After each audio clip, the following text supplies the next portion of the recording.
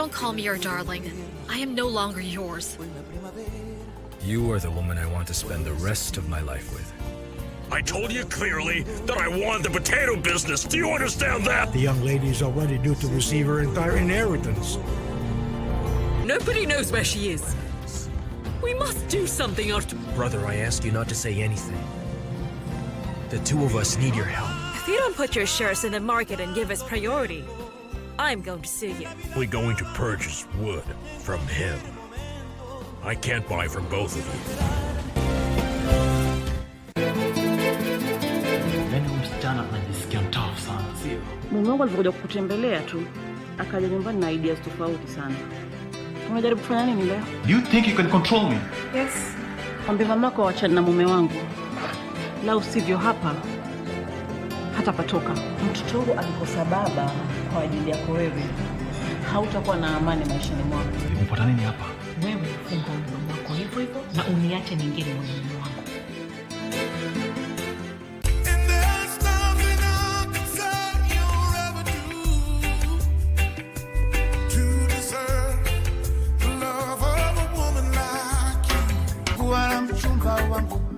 Tulipendana kama nyama choma.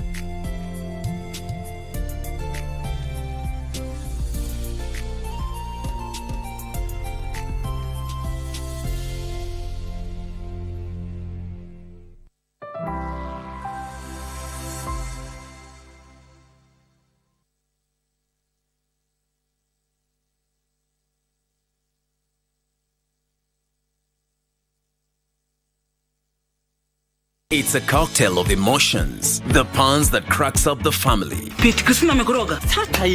greed that yields power, and a hunger for success.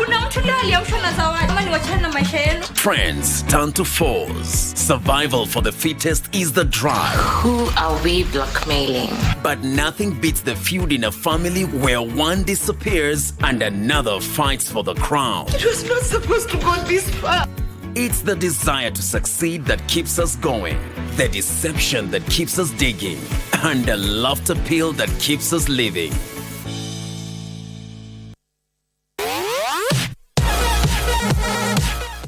These are the moments we live for every Friday as we catch up with the world of football.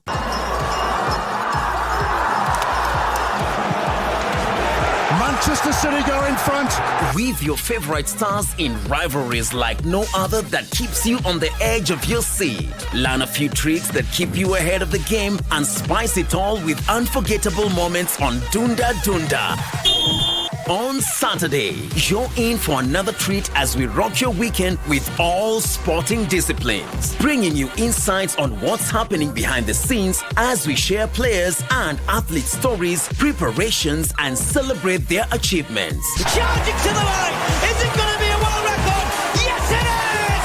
She smashed it! Whatever angle you look at, we've got you covered. KBC Channel 1, your true sports partner.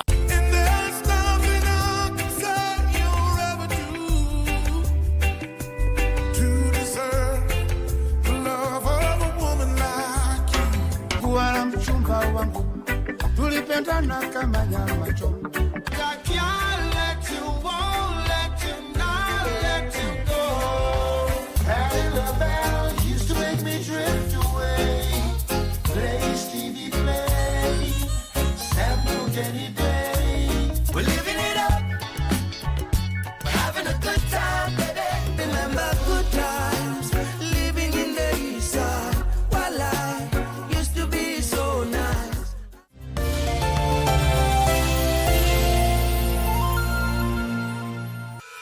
KBC brings you children's programs at its very best. From preschoolers to the teens, featuring the very best of untapped talents showcasing arts and crafts, music and poetry. We bring you the latest animations and teach the children how to do it. Can you read the word with Happy Hippo? Join us every Saturday from 7 a.m. and weekdays in the late afternoons as we bring you entertaining children programming on KBC Channel 1.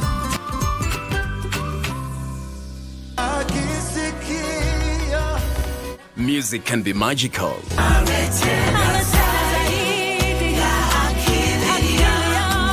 It's the soul for life and gives immense peace to us.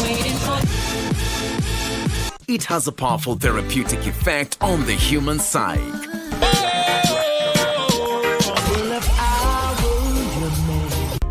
Whether secular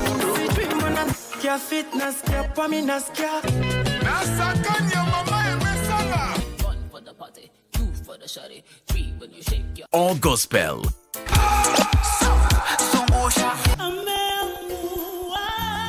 there's a song for everyone, every occasion, and every emotion. God bless you. KBC Channel 1 magazine programs strive to disseminate news and information. Welcome to Happening in the World of Entertainment and achievements of individuals navigating through life. Be part of the intelligent conversation.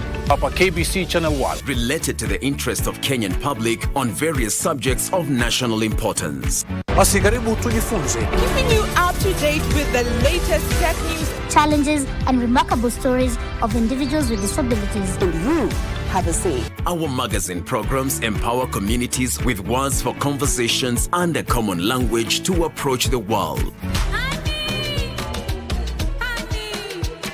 For your infotainment needs, we have a great range of programs.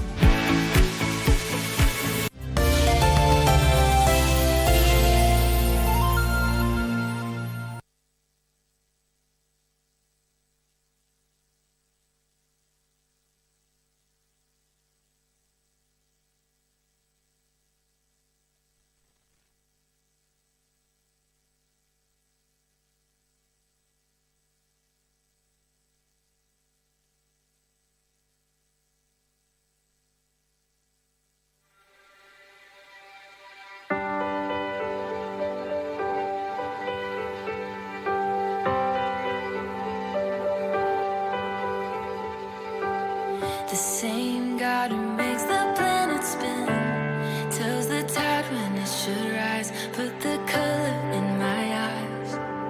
The same God who makes the seasons change knows the number of the stars, every secret in my heart, all my doubts, all my questions, in every fear I have about what might happen. You're the same.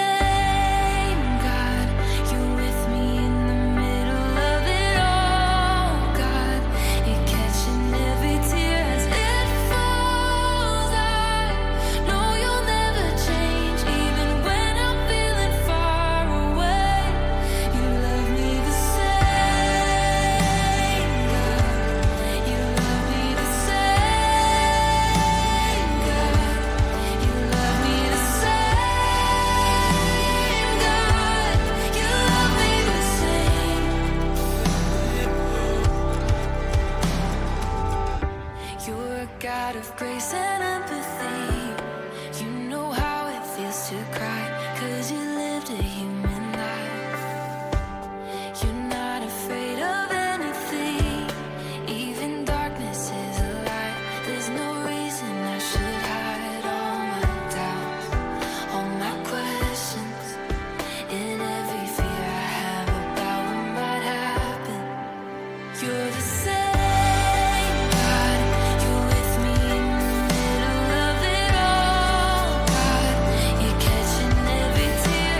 If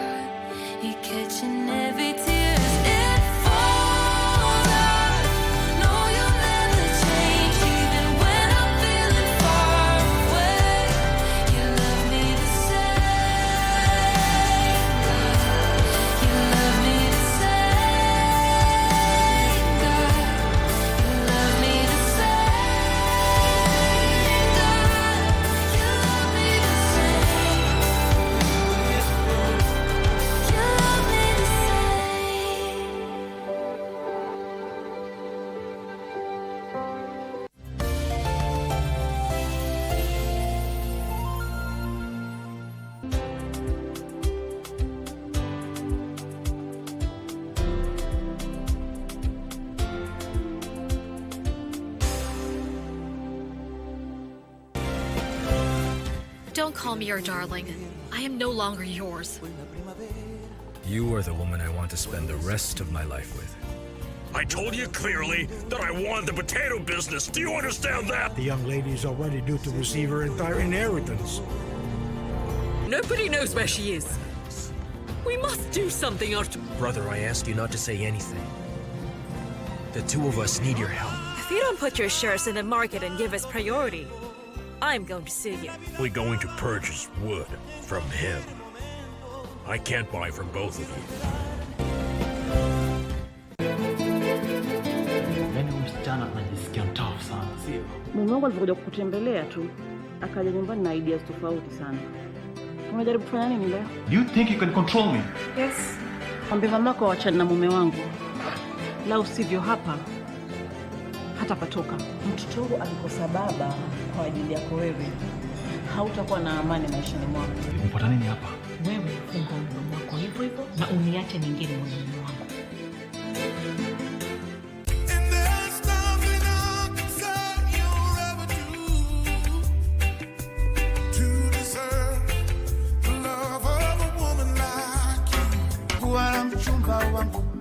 Tulipendana kama nyama choma.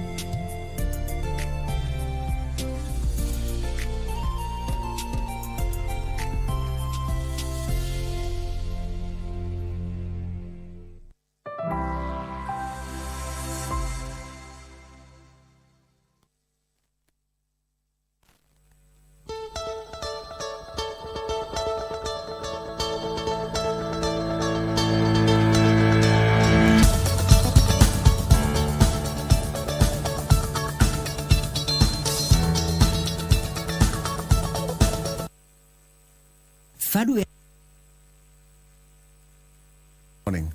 Good morning, ladies. Good morning, Victor. Good morning, Regina. Good morning, Kenyans. Welcome to the program. Karibu sana. It's 10th day of October 2023. It's Tuesday. The confusion between which is the holiday, which is the correct one, Utamaduni, Huduma Day, there is that bit of confusion. But whichever way you take it, enjoy, relax. But for us, we have no choice. Some of us have no choice. We are here to give you the best of the entertainment as well as information. News will be coming shortly. Today, the president is one of the biggest news that came out of Kisumu was the commissioning of the MV2 Uhuru ship, which was actually constructed by the Kenya forces. That is something that is worth talking about. The president commissioned that. As we are talking about that, remember, the Haiti case is still heated. And now the judiciary has stopped the deployment, the interior minister actually from deploying police officers to Haiti until 24th of this month when that case will be heard and further direction will be given on the same date. We'll be taking a look at that and much more coming later on. Vivian. Good morning, a very good morning to each and every one of you who is watching us on this 10th day of October when we get to celebrate our rich cultural diversity right here in the country. That is our Utamaduni Day, and the theme that they are running with today is to honor and to celebrate Kenya's rich cultural diversity, celebrating our unity through diversity. How are you celebrating your Utamaduni Day? As you can see, we're celebrating it here with you guys.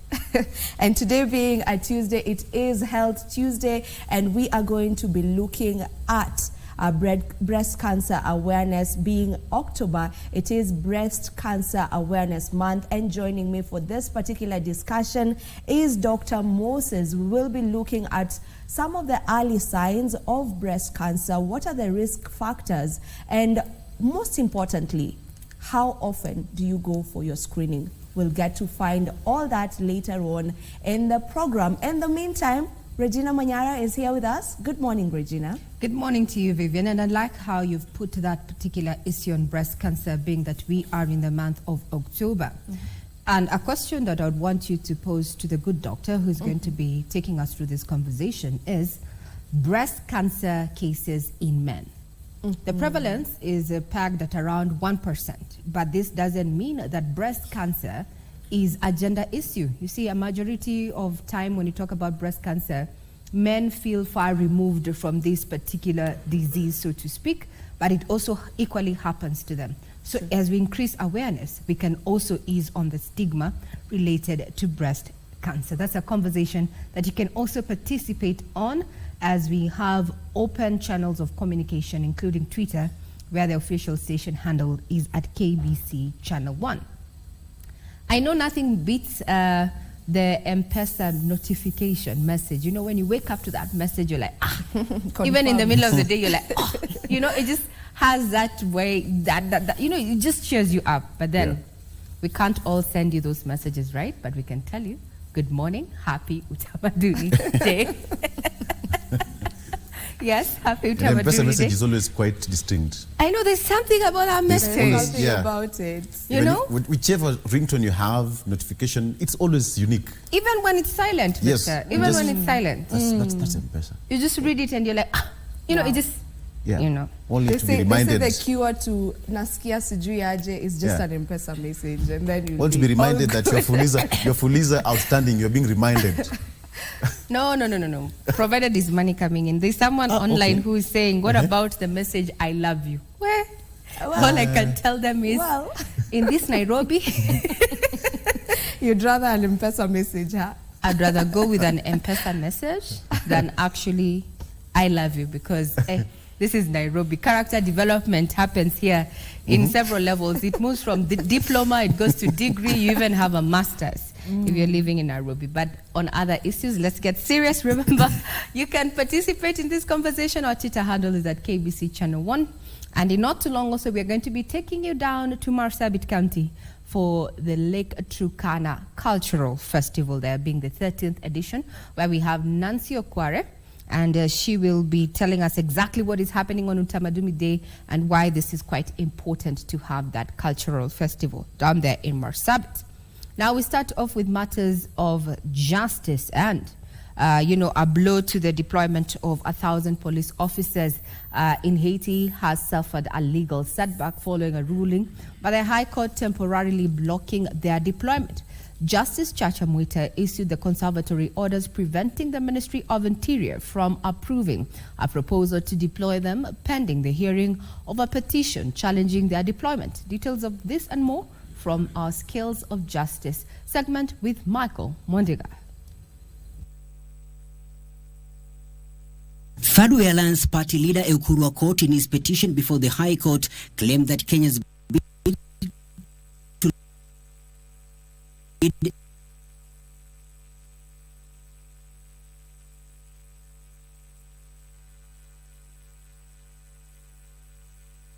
beautiful and scenic Shale. Fadwe Alliance Party leader Ekuru Aukot, in his petition before the High Court, claimed that Kenya's bid to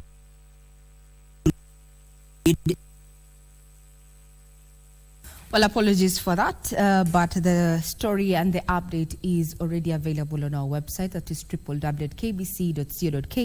We're going to be keeping tabs on that to look at what is going to happen now given that particular decision, because Kenya was supposed to lead a multi-agency campaign, security campaign in Haiti that includes other countries across the world to try and bring sanity into that Caribbean country there. We'll be keeping tabs on that. Now, Ethics and Anti-Corruption Commission CEO Twalib Mbarak has announced the repossession of a 31-acre piece of land grabbed at Chale Island, Kwale County. According to Twalib, the 1.2 billion shillings piece of land is among the marine national reserves that the commission is pursuing to revert back to the government. Our reporter Ann Buro has the details. Beautiful and scenic Shale Island in Kwale County boasts of being a tourist destination for holiday makers.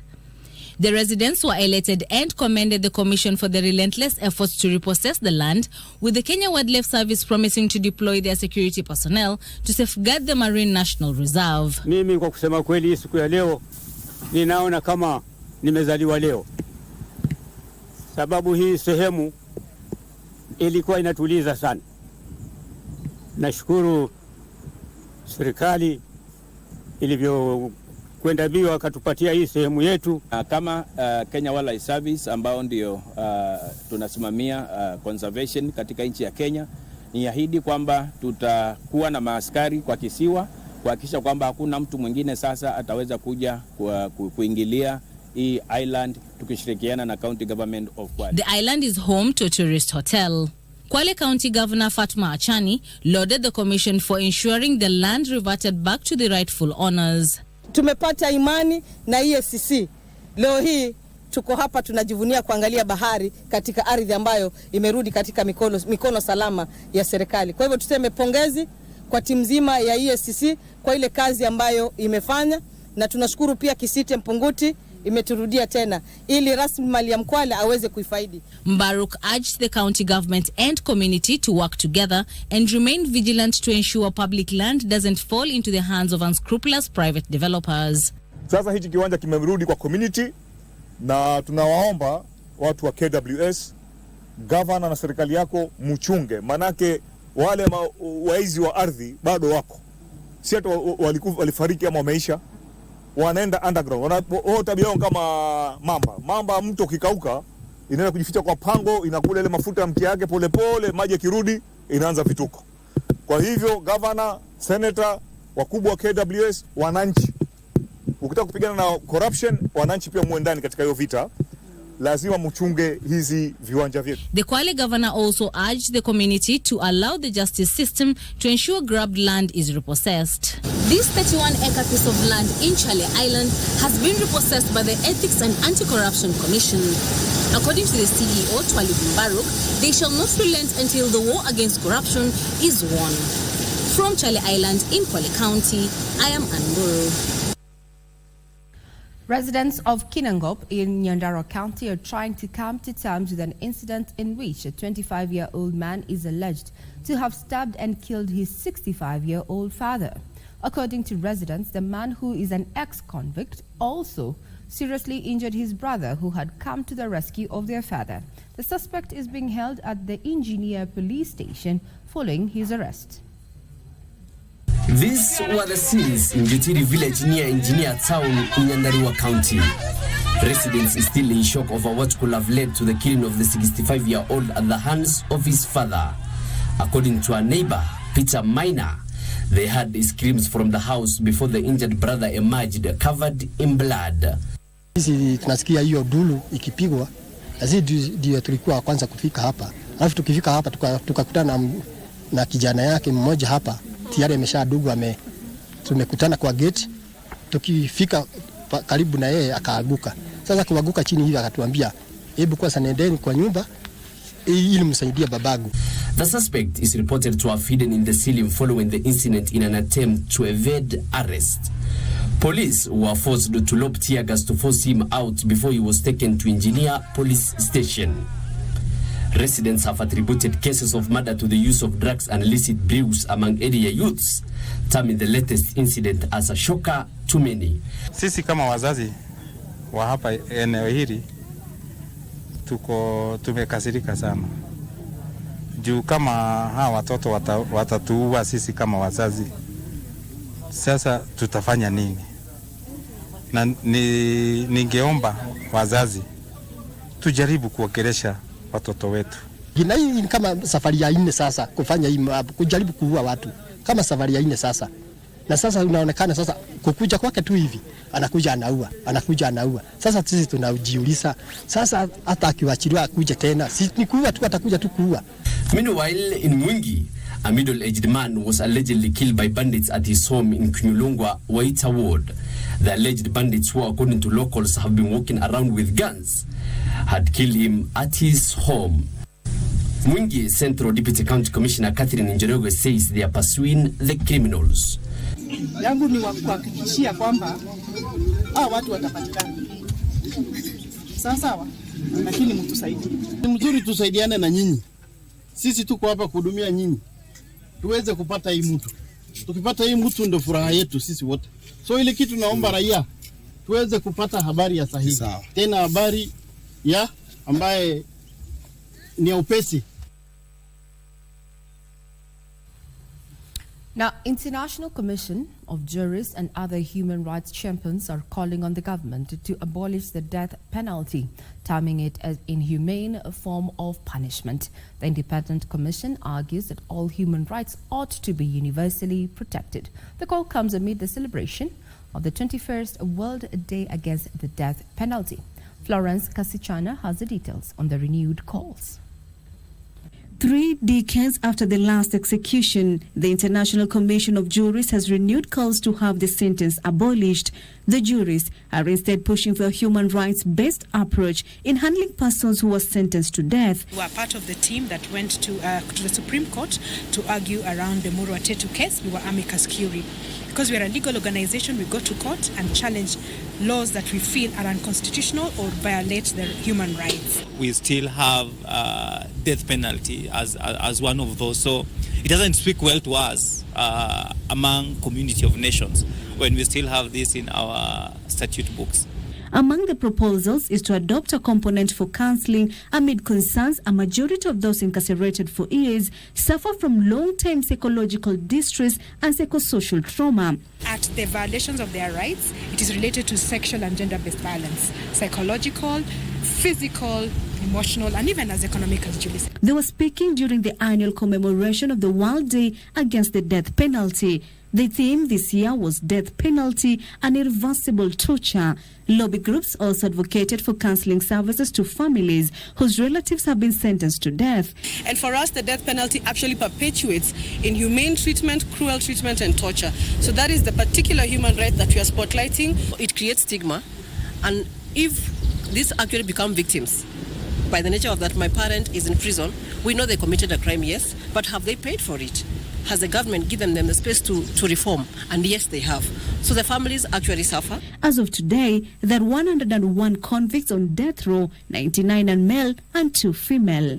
As Kenya joins the world to celebrate the World Day Against Death Penalty, human rights activists are now calling upon the government to abolish the death penalty since it's against human rights. So where do we draw the line? We'll be keeping tabs on that. To the counties, where Chief Justice Martha Koome has called on the 65 newly recruited resident magistrates to eliminate the backlog of cases and deliver justice in a timely manner. Elsewhere, a section of elders from the Sabaot community want the National Cohesion and Integration Commission to take legal actions on officials allegedly threatening Deputy Governor Philomena Kapkor safety. This and so much more in our county news briefs. The move by Deputy Governor Philomena Kapkori to write to Governor George Natembeya, informing him she will not be reporting to work over fears of her safety, has attracted the interest of Sabaot community elders who are now calling on NCIC to take action. Huyo deputy governor hayuko kwa ofisi kwa sababu ya nini? Kwa sababu ametishwa maisha yake. Hako katika mbioni kutoroka. Tunaomba serikali imwekee huyo mtoto, imwekee security ya kutosha. Sababu hapa saa hii hatuko na amani. In the meantime, the spouse of Deputy President Pastor Dorcas Rigathi has met players in the matatu industry in a bid to dignify the lives of the boy child in the transport sector. And we are here to discuss how we can better their lives and how we can be able to change and transform these young people so that they can become men with their families, men who have social status, and how even the world will start to see them in a different eyeglasses. Meanwhile, the government has issued a grace period of 8 years ahead of the closure of all private orphanages. The government plans to facilitate orphans with shelter, education, and clothing through the Children's Society of Kenya. So wako na enough time to wind up, alafu tuchukue watoto kwa hizi centers zetu za government institutions. Elsewhere, learners in public primary schools in Machakos County are reviving the reading culture in a bid to improve literacy levels in the region. Those presentations. Finally, under the auspices of Lenovo, underprivileged children in Kibera are set to benefit from a donation of stationery and Lenovo tablets that will enhance educational resources and promote digital literacy. It can make a greater impact to these kids and having access to technology. We also heard that they need internet access. So I think from our side, we're going to try and see how we can support so the students can have access to technology, to digital literacy as well. Now, the cabinet has endorsed the writing off of debt in public sugar mills that are owed to the government. Now, the executive directed the National Treasury to waive tax penalties and interest owed by the state-owned millers amounting to 50 billion shillings within 30 days as part of the sugar subsector reforms.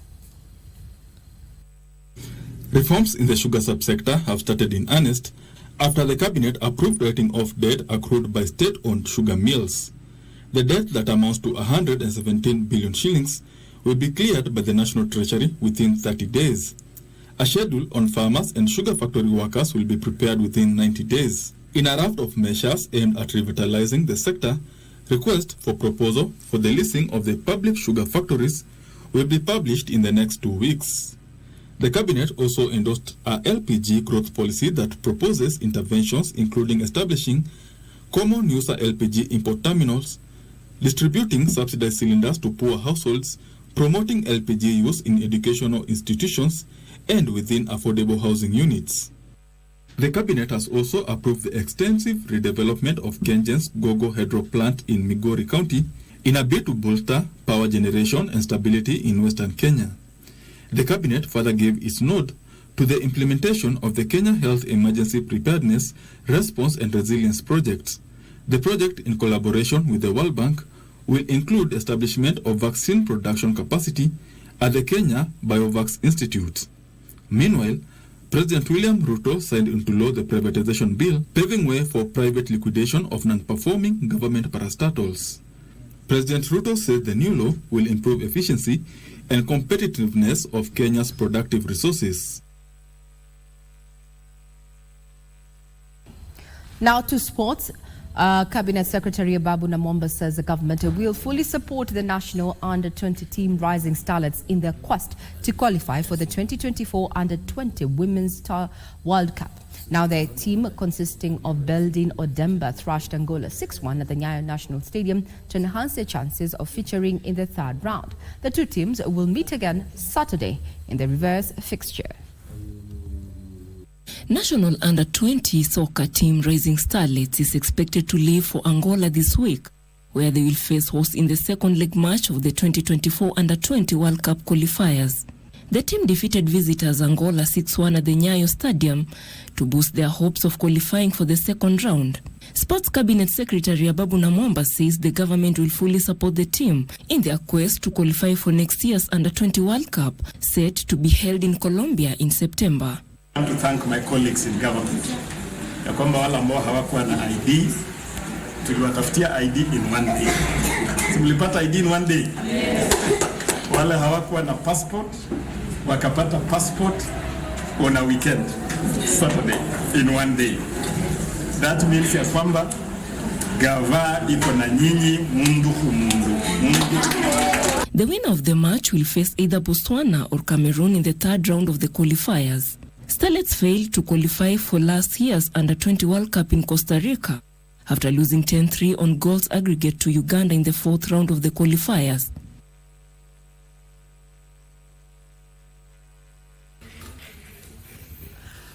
Now that puts a cap on matters news this morning. Be sure to visit our website, that is www.kbc.co.ke, for further details. And now we want to take you to Marsabit County, where we're having the Lake Turkana Festival there.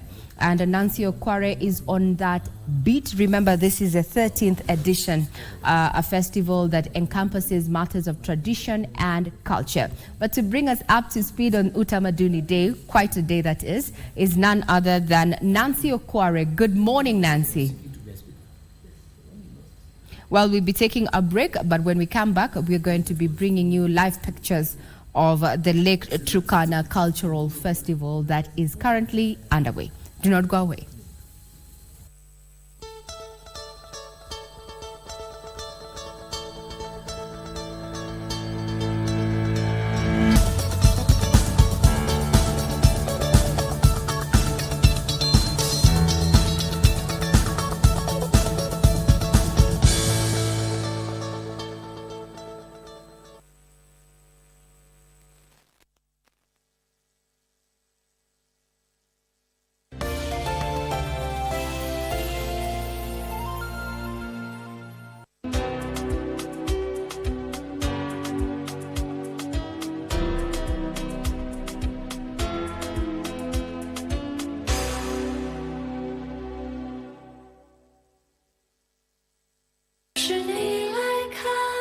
like expensive bags. However, I like you more. Hey! What is this?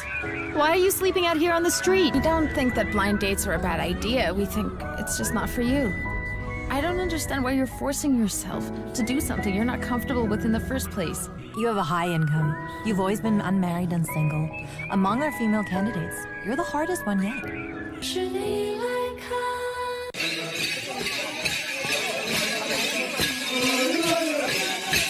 Serikali ya kaunti ya Turkana ya kualika kwenye kitovu cha utamaduni cha Ekales, eneo la Lodwar, kwa makala ya 7 ya tamasha ya utamaduni wa Turkana na utalii. Tangia tarehe 12 hadi tarehe 14 mwezi Oktoba mwaka 2023. Njoo ujionee asili ya binadamu pamoja na visima vya mafuta vya Lokichar. Kenye kwenye runinga ya KBC Channel 1, Radio Taifa na idhaa ya Kiturukana.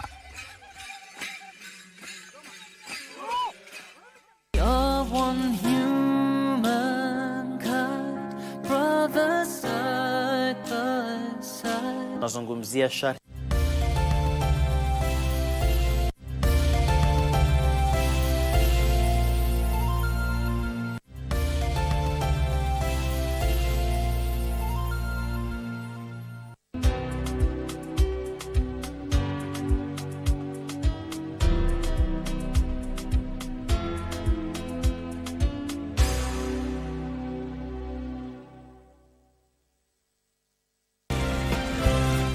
Don't call me your darling.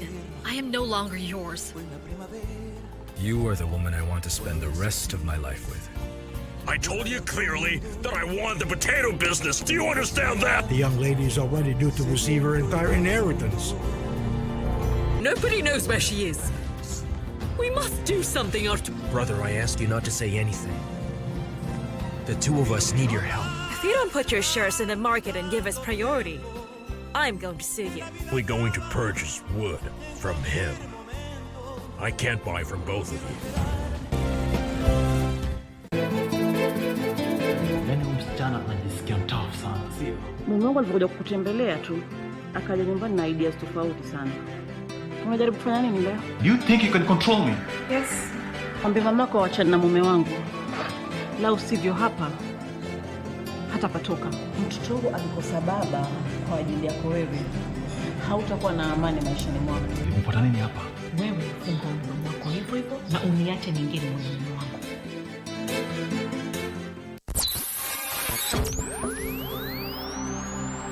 Pindi tunapowasha vifaa vyetu, tunapata fursa ya kutangamana na wasikilizaji wetu. Karibu sana thĩinĩ wa tabarĩra ya Rwiga. Tunapeperusha utangazaji uliobobea katika habari, Nĩ ũndũ wa macio na mangĩ maingĩ, burudani, haha nĩ harĩa tũkoragwo tũkĩigua nyĩmbo mwaki nyĩmbo hoda na hamasisho la kiroho. Usiachwe nyuma. Jiunge nasi kwa safari ya kufana katika 99.5 FM. Shoro FM.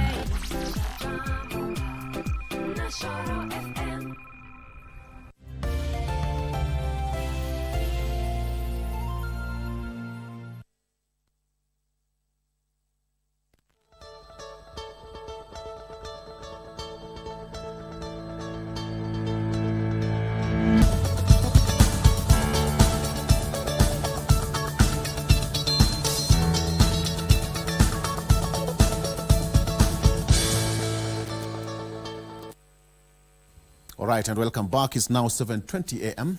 Happy holidays from whichever part of the country or even across our borders you're watching us from. This is Good Morning Kenya. I am Politics, but right about now, before we continue the topic, before we continue the show, let's cross over to my colleague Nancy Okware, who is joining us live from Lodwar, that is in Turkana County. There you have her. Nancy, good morning. I know it's a hot morning per se, but for us here in the city, it's a cold one. What should we expect from Turkana as we head towards the festival?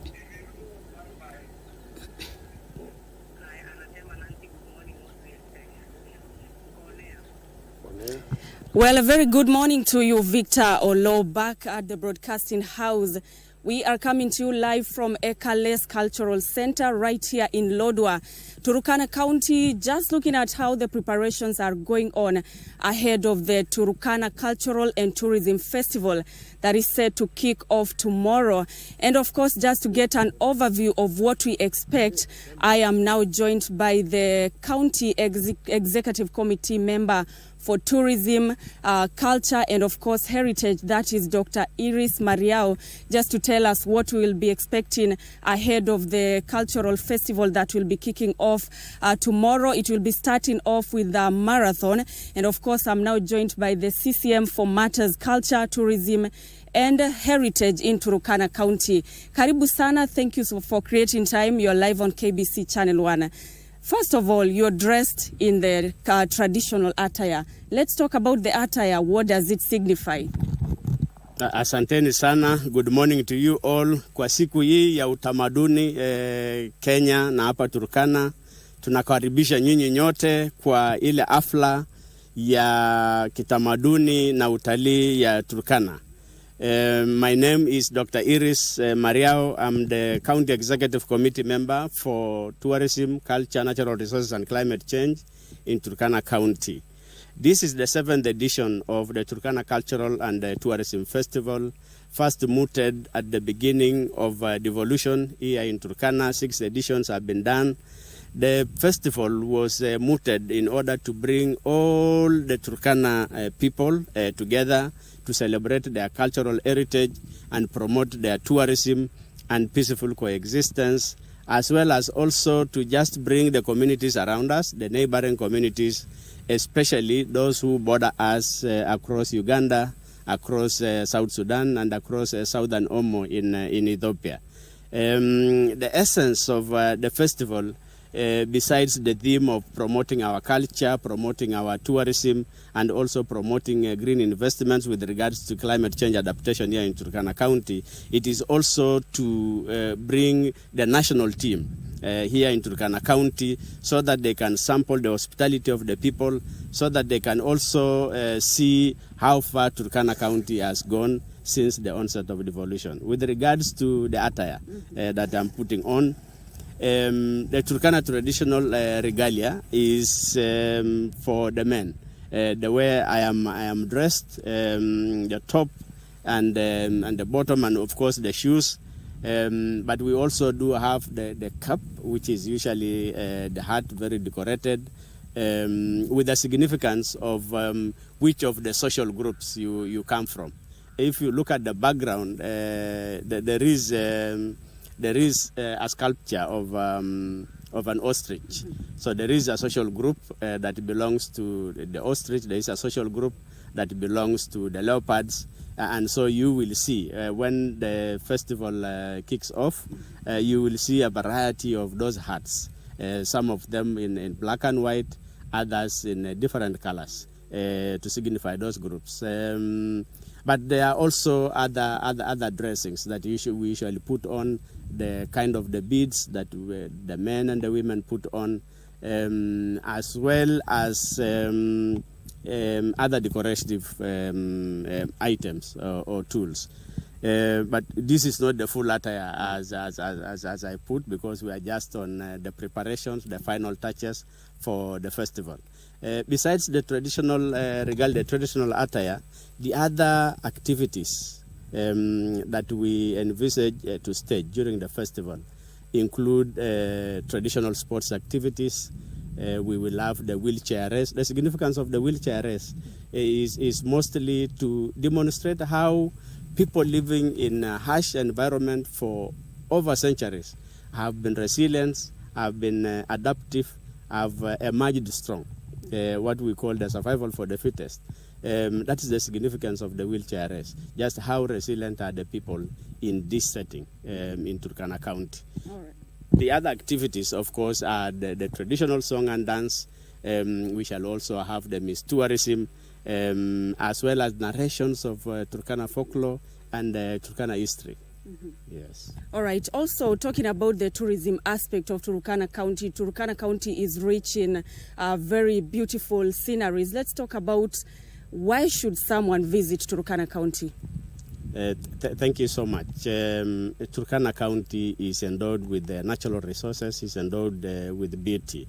We have mapped over 50 tourism products and destinations in Turkana County, and that is already with the Council of Governors. It is known at the national level.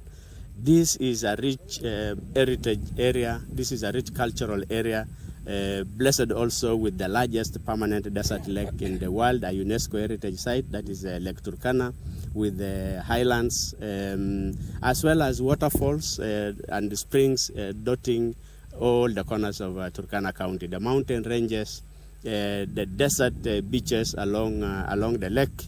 But the most outstanding aspect of tourism in Turkana County is just the cultural heritage of the Turkana people. Quite unique. It only has a semblance with the culture and the heritage of the people we refer to as Ateker in the Karamoja in Uganda, the Toposa of South Sudan, and the Nyangatom of Southern Omo in Ethiopia. You cannot find that kind of culture really preserved, still traditional, still virgin. So I usually do put it this way. If a tourist, if an international tourist, even a national tourist came to Kenya and wanted to visit the beaches, they would go to the coast, and wanted to see the wildlife, they will go to the Maha areas.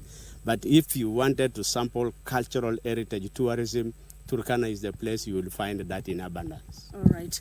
Thank you so much. We'll be engaging you a little bit later on. But I'm also joined by Boniface Korobe, who is the Director of Culture and Heritage in Turkana County. Thank you so much for joining us. Let's talk about the cultural aspect of what you expect starting from tomorrow.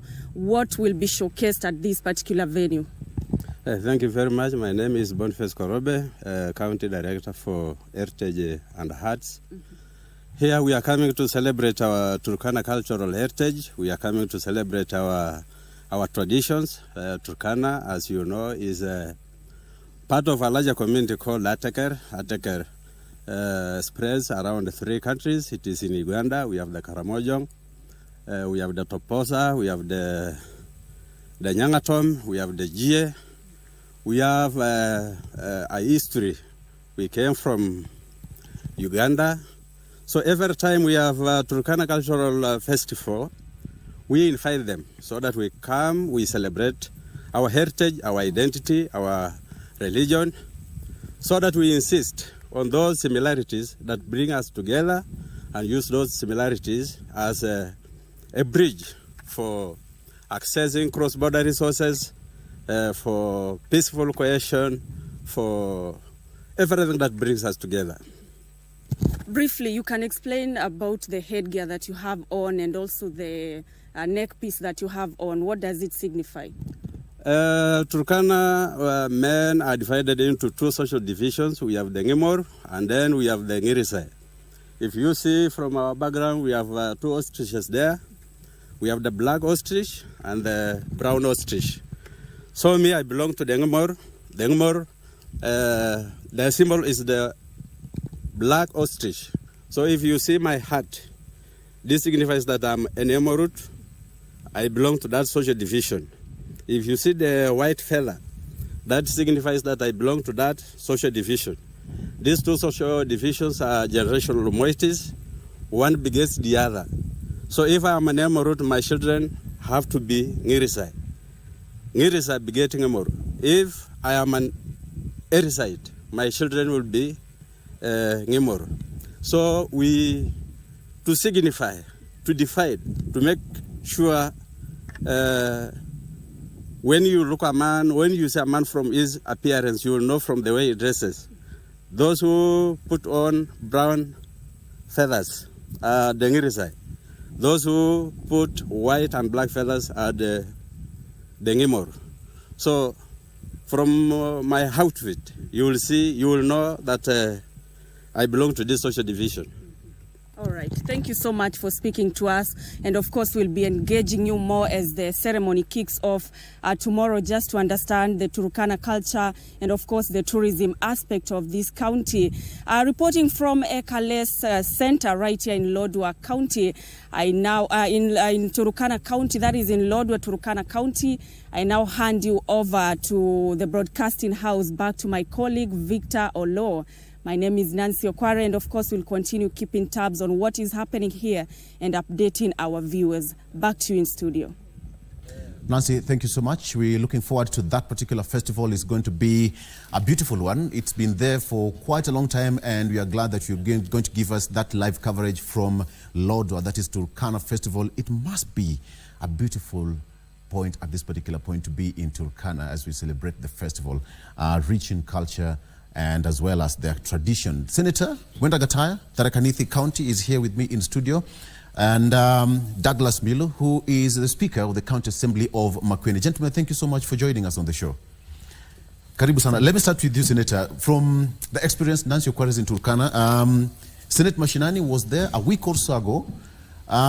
What can you relate so far? Thank you very much, Olo. I'm happy to be around. This is our historical TV station. We have been with this KBC for quite some time. Karibu. It's true that the Senate Mashinani was in Turkana I think 2 weeks ago. And it was a very warm experience because we were able to interact with the locals, we were able to check on quite a number of projects. Bearing in mind that Turkana is one of those counties that didn't get a lot of money from the exchequer. Actually, Turkana enjoys around 10 billion per year, and we were supposed to go and check on whether that money has really been able to transform Turkana, which has been historically been branded as one of the most neglected counties in this country. But of course, what we saw was not what was expected, because we found quite a number of projects that are installed for quite some time. And you know, the rural folk is still languishing in poverty. There is no water, there is no electricity. And we made some very serious recommendations. As I said, that those that are charged with their responsibility to make sure that we have the prudent use of the money must get to Turkana and get to know why we have not seen what has been taken to Turkana being put into any prudent use. Actually, we declared Turkana a crime scene. There was quite a number of projects that were started by the previous regime have not been completed, and we deduced a lot of evidence that quite a number of contractors were paid money for the works that were never undertaken. So we explored quite a number of issues because we went there and we transformed ourselves into committees. We had the committee of the CPAC, where I sit as a member. We had the committee on energy, which was also supposed to check on power. We had the committee on lands and so many other things that we saw. But I can authoritatively report that what we saw in Turkana is pathetic. And anybody who is supposed to... What you saw is pathetic? Very pathetic. Okay. Yeah. That is the conclusive remark that I would want to make. It's not... There is no reflection, there is no indication that Turkana gets the money that it really gets. So something ought to be done. So we had to implore towards the EACC, the DCI, to make sure that Turkana people get value for their money. That's a serious indictment even to the governor or even the previous regime moving forward, because devolution is here 10 years later. Over 120 billion shillings, and you're saying there is nothing to show of. Nothing to show in Turkana. Turkana, you know, Rondo itself, the capital city of Turkana, there's a very big river there called River Tagwell, which has not been utilized at all. The Turkana and raw power is just 3 kilometers away. There is no electricity in Turkana. Most of the people in Turkana enjoy electricity through generators. It's something very pathetic, something that we really got into confusion because we could not understand how 10 years down the line, millions of money have been poured into Turkana, nothing to show. And of course, there's a very big gap between the locals and those elites and those people who are in power. Because the general notion is that people get money from there, those who are in leadership, and transfer that money to big towns in Kitale, in Eldoret, in Nairobi, and that's where they put up some big buildings. So it's something that ought to be scrutinized. Now, that's a lot of work for you as a Senate. As an oversight role. Yes. You'll have to do something. Speaker, getting that information from Turkana, how is Makueni? Are you also in the radar from the Senate? Or Makueni is doing pretty fine? We are trying in Makueni. I'm serving as a second term Speaker. From the year 2017 to date, I was re-elected. And I can authoritatively confirm that we may not have ghost projects in Makueni County. I think this is attributed to leadership. There are some governors from corporate world or from our sectors who have not been at the co-founding of the Constitution of Kenya. And we must be lucky as a county of Makueni to have had a governor who was at the core of the Constitution. The former senator from Makueni, Senator Mutula, having been elected as a governor, also understands devolution very well, and also depends on the background and ethics of individual and how one has been brought up in society. Yeah. So if one has been rogue as a child in secondary school, in field practice, and then you end up being elected, that cannot change you. You cannot perceive human as human if you didn't perceive them as such before. But that's one. Two, the proximity to the city, the institutions that are charged with the responsibility of oversight, other than the county assembly, name them, the Auditor General, Ethics and Anti-Corruption, the Senate, National Assembly, watchdog committees, the distance between here and Turkana, comparatively, Makueni, Kajiado, Murang'a, Kiambu, and Nakuru, they are closer to Nairobi. And the proximity to the city has something to do with how we relay information, how we get to account and oversight on the things that we do. So that explains why some counties that are disconnected from the city and the central systems of oversight and the watchdog, the public watchdog, has to do with that. Yeah. Because you must realize that the Senate Public Accounts Committee, Senate Mashinani, had to fly from the city to Turkana. That explains that the senator can be there hardly once or twice because of the challenges of traveling and transport. He has indicated that one has to find a better life in Kitale, Nairobi, and other places. So CECs, every other time they'll be here, the county assembly committees, depending on the literacy and their capacity and ability to oversight the executive is completely different, a different matter. So that is expected, and the challenges of the Yeah, you've raised this question, and Senator, allow me just to ask you, so what are some of the conclusions that you find anytime you do the Senate Mashinani? Because talk about 120 billion shillings, 10 years later, there's nothing to show about in Turkana. What's the general outlook as you go across the counties? What is the missing gap? I think, the idea of devolving, of course, services and funds to the counties was a brilliant idea. Yes. But I think we missed some arrangements that the country was not as prepared. We had not put those institutions in place because it's like we devolved corruption. Yes. We have many billionaires in counties. We have many kingpins in counties. Because if you go to Turkana now, you try to relate the 120 billion that Turkana has been able to receive for the last 10 years of devolution, and what is on the ground is totally contrary. I don't know for what reason. I think I would want to buy what my brother, Honorable Speaker, just said.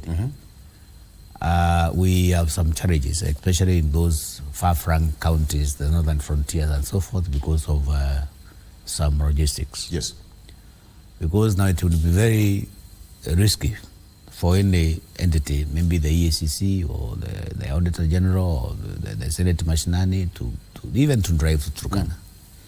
But of course, that one should not be an excuse, because the government should put some mechanisms. Where we are supposed to periodical checks. Once you give people 10 billion in Turkana for 10 years, 120 billion, then there's nothing to show for that money. That is 10 billion per year. Per year, yes. We are talking about almost 120 billion. You know, if you look at the magnitude of that money and what is on ground, is very pathetic.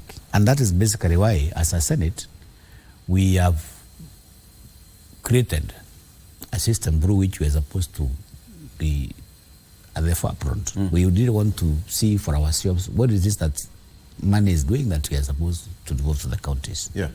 Maybe next year we are going to go to Mandera or to Wajir for that matter, or to Makueni or to Tharaka-Nithi, where I come from. So basically it's to enlighten people, because I can authoritatively say that once the time that we left Turkana, people were very much enlightened. because any other time when we were supposed to inspect our projects, we used to attract a very big crowd. And we did these things openly. The locals were shocked because some of these things they never even knew. That accountant quarter, which was supposed to have been completed in the last 3 years, is still stored. Money has been stolen. Money has been embezzled. Nothing to show. The governor's residence was started in 2014. A contractor came there, put up some funny structures. It was paid around 216 million and left. So the place was abandoned. So the locals could not even gotten that information. But when we went there, because we did this publicly, the locals were too much agitated that this kind of money was paid from their coppers and nothing to show for that building. So I think it's a way of enlightening people. But of course, we are calling on those entities. The institutions are supposed to make sure that we are creating oversight. Because away from the Senate being the agent that oversights counties, we do not have power to arrest, we don't have power to prosecute.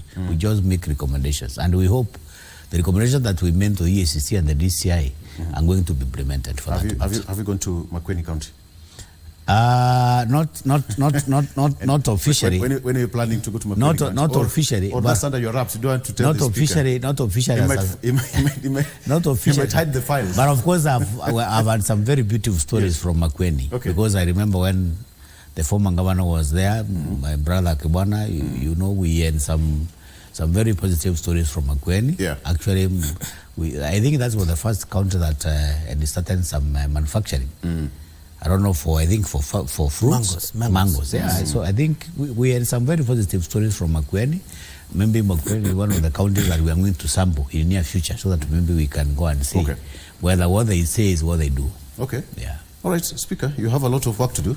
All right, let's go to the traffic as we usually do. I know it's a holiday and most of you are still at home. Very quick one at a look at how the today road looks like. Now, this general outlook, it's all green. So which means the city center is perfect. Kenyans love holiday. More so Nairobians, they're meant to get a day or an hour to spare in your bed. This is how it looks like. So the city is okay. You can drive from point A to point B without any trouble. That is how it looks like. Today, Thika Road is all moving. We usually have a problem all the way from KCA, University there, to Pangani, to Globe Roundabout. Today, the city looks perfect. How about Mombasa? That should be the case as well. In Mombasa, the Nyali Road all the way from Halapa coming down to, that is the Jomo Kenyatta or Pirates Beach if you like, coming down all the way to Mwembe Tayari or call it Kongowe Market, leo iko sawa. The new Nyali Bridge also, kila kitu iko sawa. Kenyans love holidays. This is amazing. Okay, so what about the ferry crossing channel? There we have it. A bit of some activity there. Perhaps people moving from the other side of the island coming back to the main island. That side, that's where there's a bit of some activity there at the Likoni Ferries channel there. But nonetheless, so far, so good. How about, Kisumu City? There we have it. All the way from Kakamega Road down to Kondele roundabout. The problem is a bit of up at the roundabout here at Kondele, but after that, moving, Kisumu looks to be a bit busy as we approach towards the city center. It means people are working hard in Kisumu. This must be around Kibuye Market. Senator, people are not sleeping in Kisumu, unlike Nairobi. I don't know how about Makueni, Speaker. There's no traffic in Makueni. Take a look at Makueni, whether there's traffic in Makueni County later on. But that's the traffic situation in our major cities as far as that is concerned. Now, gentlemen, let's cross over. This is what's happening on the front page of international news. There is this issue of Gaza and Hamas. The fighting in Israel Prime Minister, that is Benjamin Netanyahu, says that he will do everything to free captives as militants warn they will retaliate for unannounced airstrikes. This is a live feed. Israel Prime Minister wants Gaza action only just begun as Hamas threatens hostages. That is there. Fighting has been happening there for a couple of days now. You can take a look. That's the front page of the BBC. How about to take a look at the front page of France 24? Again, still the same thing. Hostages held in Gaza complicate Israel mighty vengeance for Hamas incursion. You can see that is what's happening. We have got images there. The that's collapsed buildings, probably because of bomb attacks. We have got people running. We have got tankers. A lot is happening in across the country, across the world, and perhaps we can just relate what's happening between the international community there. Let me start with you, Speaker. What do you make of this? This is a country that's made of, when you talk of Israel, we all know what Israel is made of. We always look at Israel and say, we wish that we would be like that, but they don't have peace. Probably, what do you make of this kind of story, Speaker? Do we have peace in this country? Yes, relatively. Right. If you see what is happening over there, it is conflict, and it's not the first time. It has been there over time. There has been ceasefire. And the conflict between Israel and Palestine dates back, if you read the Bible, you can see there has been a conflict. But strictly speaking, for those of us who've been the class of political science, is that all this conflict is a result of fight and struggle for resources. Resources, that is the ownership of land, to extractions of minerals, and then dominance, leadership, and then power. And it's not going to end very soon, because there's also diversity in matters of religion, from Christianity to Muslim, and exploitation of the people. If you go to the side of Mars and find the people who are being used to fight for the governments and the owners of the capital, you find they are the powerless people, the trained soldiers who are not very literate as such. And therefore, there is exploitation of the human capital in pursuit for exploitation of resources for the owners of capitals in every state in the world. Yes. Okay. And Senator, when they say that when your neighbor's house is on fire, please don't sleep. Check on what's happening. It might just spill over, because when those two countries are not stable, then it means that even other including African countries who depend on Israel or even Palestine, will not have stability. Ripple effect. Laura, I have been to Israel 3 times. I have lived in Jerusalem. I have stayed in Jericho. I have been all the way to that strip called the Gaza Strip. Then what's the problem? The problem is historical, because if you go to a city called Jerusalem, we have 2 governments. Actually, Jerusalem is governed by both Palestinians and Israelites. The municipality is under Palestinians. The other administrative units and other sectors is under Israel. Jericho is purely in Palestine, and it's one of the dirtiest towns that I've ever seen in the world. Yeah, Jericho. What do you mean? Palestinians are just like, there is no rule of law. I think they are just like, if you go to Jericho, the amount of temptation. There's a very big market, an open market where all sophisticated weapons are sold openly, almost like a strip of about 2 kilometers. They are there selling AK-47, all sort of guns, S-11, name them. They are there in Jericho. Just near amount of temptation, the numeric amount of temptation. So generally, there is no rule of law. 2, we have some serious external influence from the superpowers, the Americans, the Russians, and so forth. Because all over throughout the history, we have some elements of competition. Who is more powerful? So if you try to be powerful, we try to bring you down. We bring you enemies who are supposed now to deplete you. So what is happening is we might think that maybe it's boundary issue, land issue, and all these things.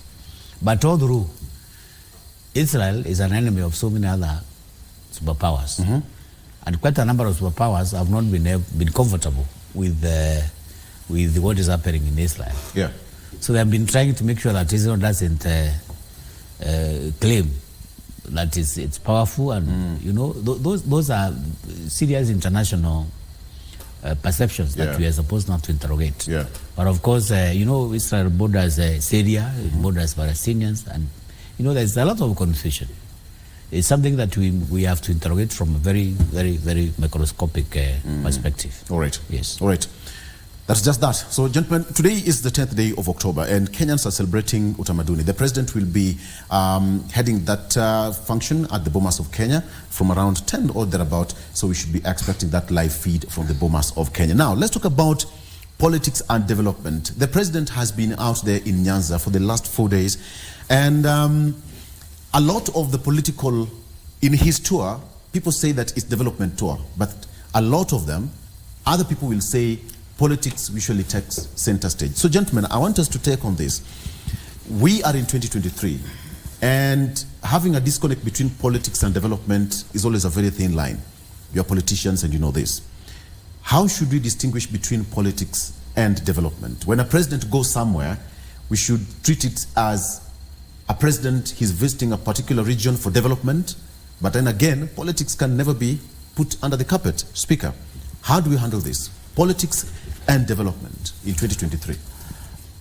You know, the scholarly definition of politics is, by David Easton, is authoritative allocation of state resources and values. That's one definition of politics.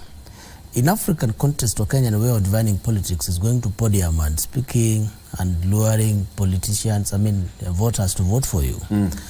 And just what you've cited, the presence of His Excellency the President in the Luo Nyanza area in the last few days, it is politics and government that is doing politics, is practicing politics, is a product of a political process where voters have voted for him. And therefore is purely allocating resources and values because it's a position of power.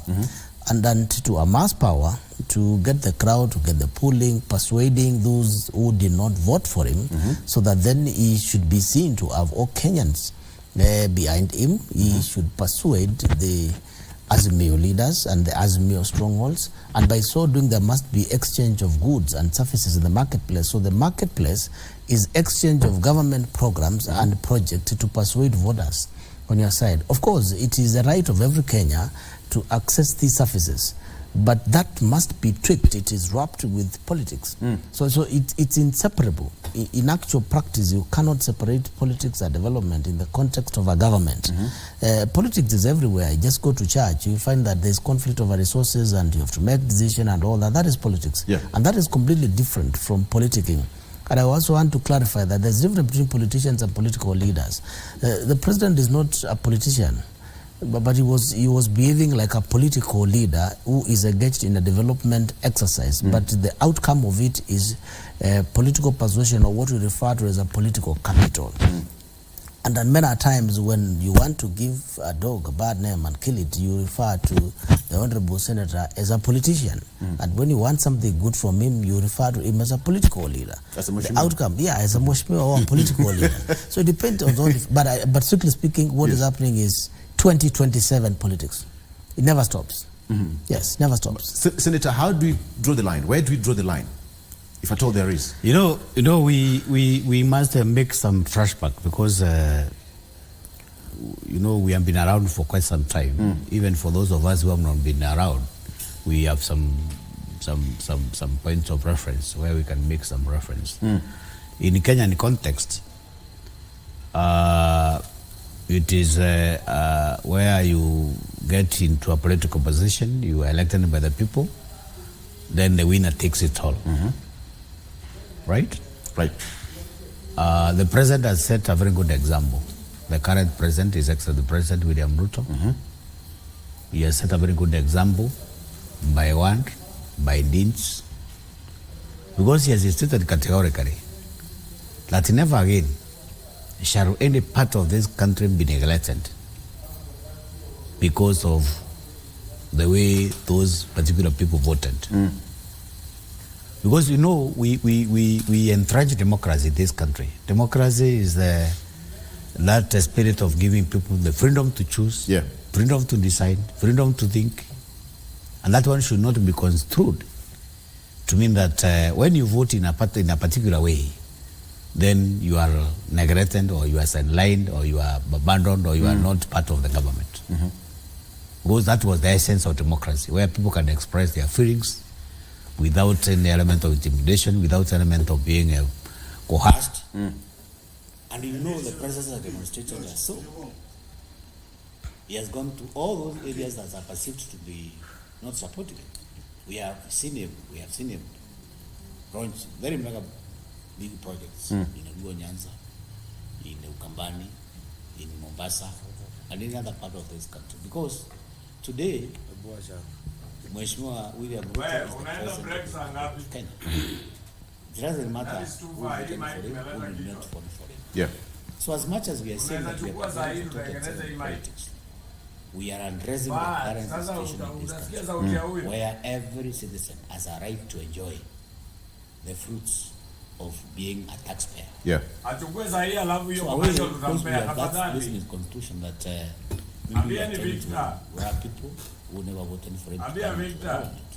But of course, those people who are not saying or any other part of the country who never voted for His Excellency the President have all the fundamental rights to enjoy it. I'm talking to take a quick break. Like any other country. Yes. All right. I'm talking to take a quick break. When you come back, I'll just circle back with you. I want us to interrogate that. This is the time that the president has visited Nyanza, almost 3-4 times since he was sworn in office. So the biggest question is he going to make it? Is he going to sway the voters? Where others have not made it per se. We'll be right back with that after this. Stay with us.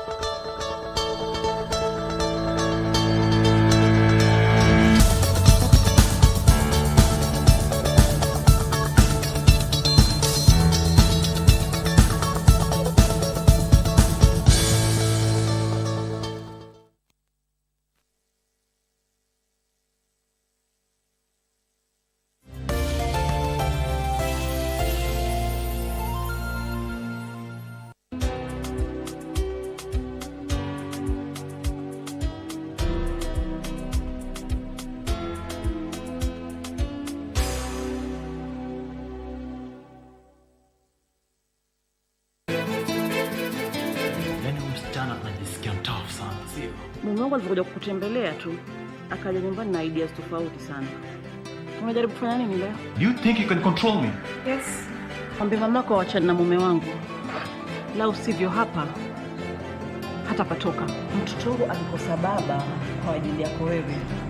Hautakuwa na amani maishani mwako. Umepata nini hapa? Wewe funga mdomo wako hivyo hivyo na uniache nyingine moyoni mwangu.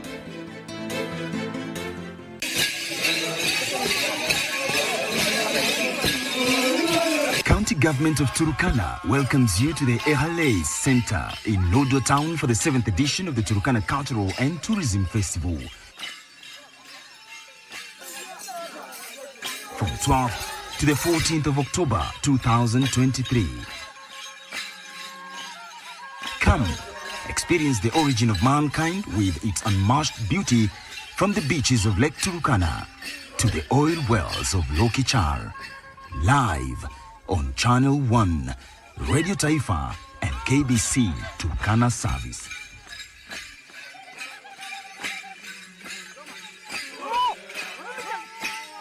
It's a cocktail of emotions. The puns that cracks up the family. Greed that yields power and a hunger for success. Friends turn to foes. Survival for the fittest is the drive. Who are we blackmailing? But nothing beats the feud in a family where one disappears and another fights for the crown. It was not supposed to go this far. It's the desire to succeed that keeps us going, the deception that keeps us digging, and the laughter pill that keeps us living.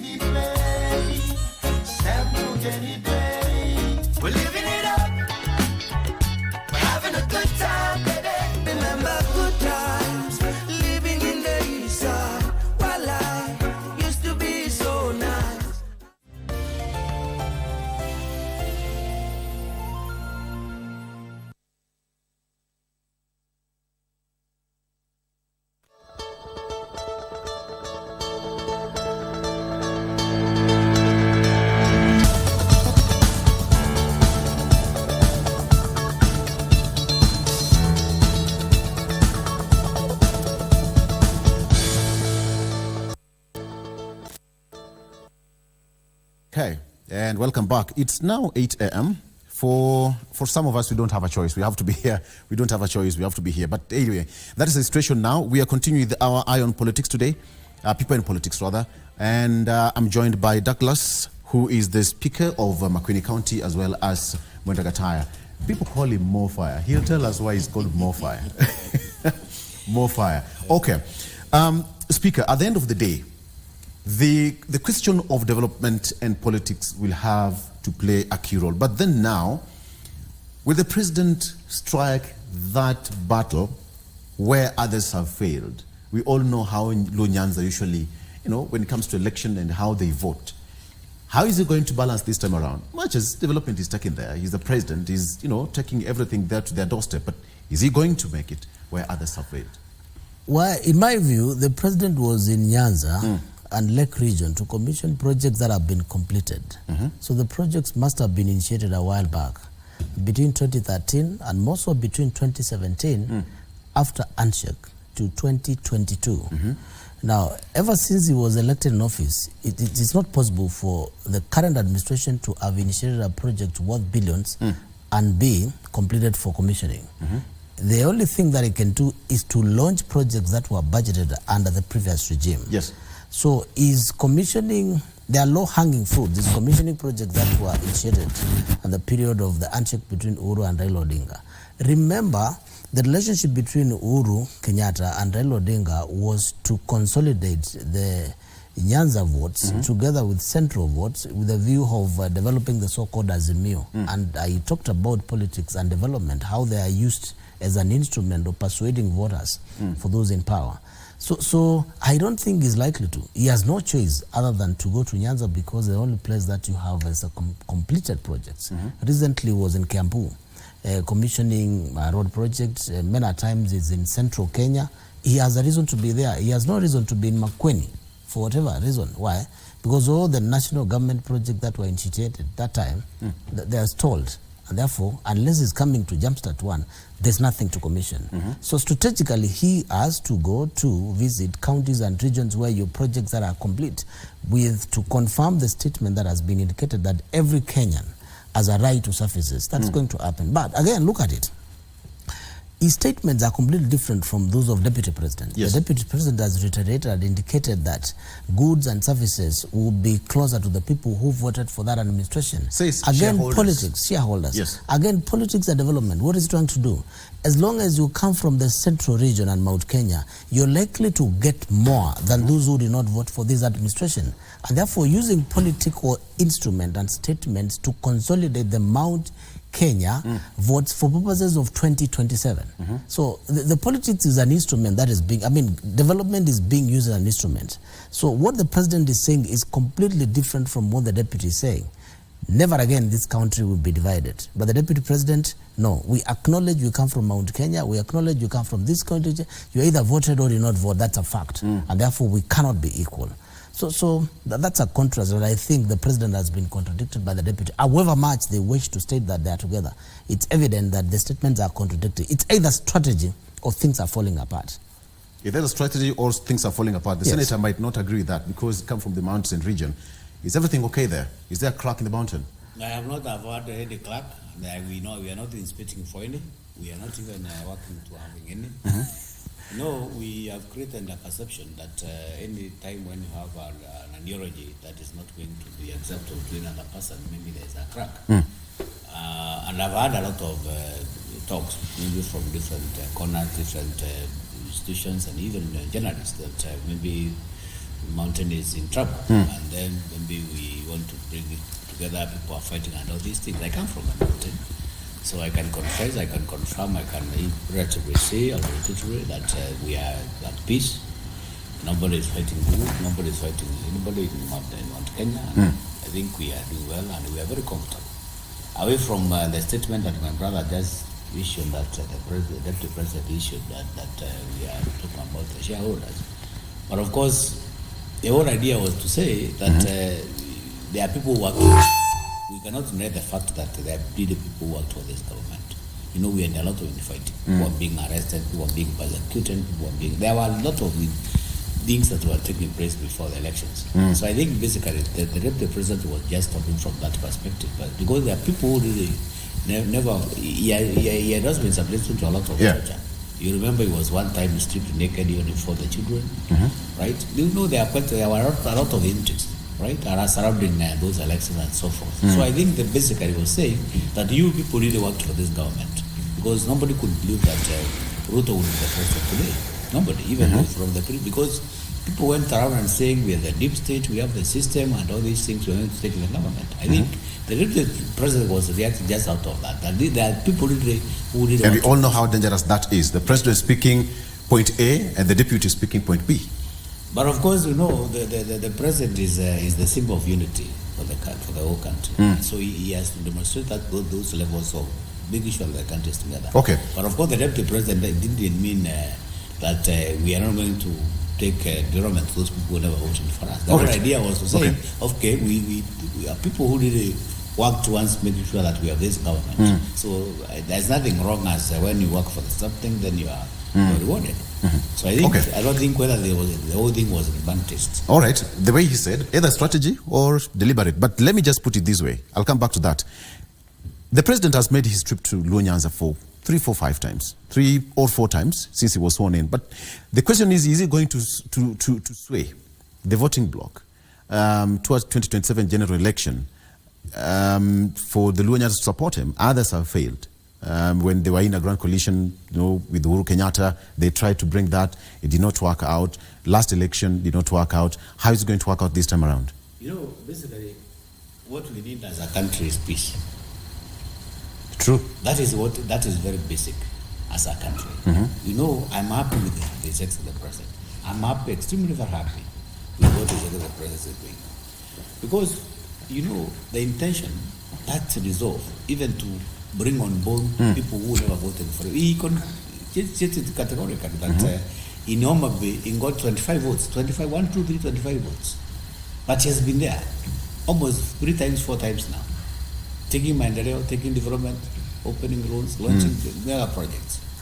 And that is itself is a clear demonstration that executive president is an exceptional person, away from other regimes that we have seen. Because initially what we used to see as a country is that once you get elected, you become the president, you zone the country. Those people never voted for me, you just put them aside. Those people never give me votes, you put them aside. Those people never did that, you don't even appoint them in government. Yeah. So I think what executive president demonstration is a clear indication that he is trying to bring the country together, away from what we are trying to perceive, maybe in 2027 it goes, or whether the Luo Nyanza will support him or not. But basically, as a country, we need peace, and I'm very sure you can even confess that the president enjoyed a lot of support, a lot of he was putting grants in Omambe, in Migori, and any other place that he went. So I think that's a very positive indication that the country is moving in the right direction. So we are trying to move together. Maybe in 2007, when 2007 comes, you increase the number of people who are likely to vote for him from there. Okay. So basically, I think we are happy as a country that the president has not been able to neglect some areas, to put aside some areas that were perceived to be in the opposition. So I think it's a very positive move, and I would want to encourage the president even to go to other places, including Makueni, where my brother, Honorable Speaker, says that there are no projects there. You know, the president is very explicit that we are going to make sure that we are going to bring everybody on board, including those people as perceived to be the opposition. We are not going to leave anybody behind in that aspect. Perfect. Yes. Elections is one thing, campaigning is another, development is equally another thing. How will the president combine all these three for the success come 2027, if that is the target? Speaker. The president has a constitutional responsibility to play the role of head of state and a symbol of unity. As to whether that transforms to following is a different matter. And as to whether that will transform to votes is completely a different matter. I'll give you an example. Former President Uhuru Kenyatta was faulted when he went for an handshake at the famous Arambe Avenue by the deputy president that time who was the current president. But President Uhuru had a responsibility, just like President Ruto now, to be seen, not to favor or discriminate any part of this country. Whether that will materialize to votes in 2027, it doesn't matter. Remember, strictly speaking, the Kenya Kwanza administration was voted by a section of society in Kenya, and predominantly in the Rift Valley and Central. So the president must be seen as a head of state walking out of his comfort zone where he has quite some good support and bring the rest of Kenyans together, which may not go very well with some of his supporters. Now, question 2 of it is the development. The development that is in those regions is budgeted for. But how was it budgeted for? Was budgeted through a political process in parliament in a marriage of the President Uhuru and Raila Odinga, and not in Ukambani, and not in Coast, and not in other places, for purposes of 2022. Now, the 2022? 2022 that time. Okay. Because the previous budget resources were allocated on Lakeside for purposes of persuading the Azimio and formation of Azimio. It was a political process and development. And that did not happen in Ukambani. Remember, the Thwake Dam, as we speak at the moment, is told. More than about 4, 5, 6, and other counties, you find that the so-called flagship project that were commissioned or launched in 2013, 2017, when the president and the deputy president that time, Uhuru and Ruto, were in white shirts, that's told. How come then you have such projects in Nyanza that have been completed, were about to be commissioned by the former president, and the current president is in it? So he's just playing a role as a head of state, putting the country together. As I said, we require peace. And as a president, you require peace, both nationally and internationally, to look like you are in control of things. As to whether you're in control politically, that may not be an issue. The division is going to be there because everyone in Kenya has a right to associate politically, whether for or against. But I can tell you, Gideon Moi comes from Rift Valley, but he got negligible votes, 0 votes. So depending on the superpower, because Kenyan politics, the superpower was the tribal king, the voting patterns will be alongside the tribal kings. I can tell you that the current president will command votes in the political region of Rift Valley, and so Central, someone is going to come up, name it in Eastern. Those who went against the Wiper Party leader, Kalonzo Musyoka, Alfred Mutua, Ngilu, and they are now in political oblivion. In Nyanza, Raila is there. Is he out? Not yet out. Can you penetrate directly to Nyanza region? Because that is Kenyan politics. My answer is no. It depends on how whether Raila or Molo Odinga will be active or not that time. For now, you can see there is a signal. There must be a go-ahead. All the governors are around the president, and they are not afraid of being tortured or being told that you're associating with the current administration. They're told, okay, these are good, these are coming home, it's all right, just go there. Mobilize many people in large numbers. Let the president feel he's at home. Let him spend at the state lodge for purposes of the development of the people. That has to happen. So it depends on who is playing which cards. Because again, the resources are not sufficient, and therefore it is important that actors on stage must use whatever instrument that they have to lobby for the little resources that we have in this country, in the interest of the person and the community and the voting blocks that they do command. Okay. So what is the president's style of politics? Somebody said that he has got a bit of Raila in him, and a bit of Moi in him, and a bit of him in him. You know, Mambo ni matatu. We need to agree yes. that this gentleman is a self-made person. Ruto happens to be the only president that has just come from nowhere. Yeah. Nowhere is, of course, nobody knows his background, the father, the mother, who is who, the uncles, and so forth. Yes. We can trace Ruto way back when he was in high school and, university and all these things. He came through and all these things. No, so this gentleman is systemized. So he has seen all the regimes, including the regime. He has been there. He has seen Kibaki administration. He has worked with across almost all the presidents. And there is also that unique element in him. Right? That gentleman is a very brilliant gentleman, if you happen to interact with him. If you have been able to listen to his international engagements, he has been to France, he made a very, very, very moving speech. Recently, he addressed the US Assembly and made a very brilliant speech. And I want to assure you, hello, mark my word, if the next 4 years or so, this country will never be the same. In what sense? No. Yeah. In what sense? In sense of development, in sense of everything that we need to do. Because, Ruto is trying to address some very serious historical issues that have been there for decades. Right? Where a regime comes into power, you segregate all other areas that have never been considered. Yeah. This Luo Nyanza we are talking about. Right? Luo Nyanza has been in the opposition for very many years, since independence. Nobody has ever reached Luo Nyanza, including all the previous presidents. The only person now who is trying to make some serious inroads, regardless of how the Luo Nyanza voted is much more the current president. Yeah. We can easily brand the president as somebody who is embracing, very accommodative, somebody who is ready to bring people together. Because at the end of the day, the core value, the very basic thing that we need as a country is peace. We want to bring all the tribes together. We run away from this aspect of, you never voted for this government, you are not with us, you are going to put I don't know whether you are out when we used to entice people to vote for a section of the people through development. In a certain village, people bring some electric posts. They are stored there as an enticement. Actually, it was in Ukambani. You can make some reference. Yeah. So if you vote in a certain way, or you don't vote the way this regime wants, these things are just come. Somebody comes and puts them away. Those kind of things.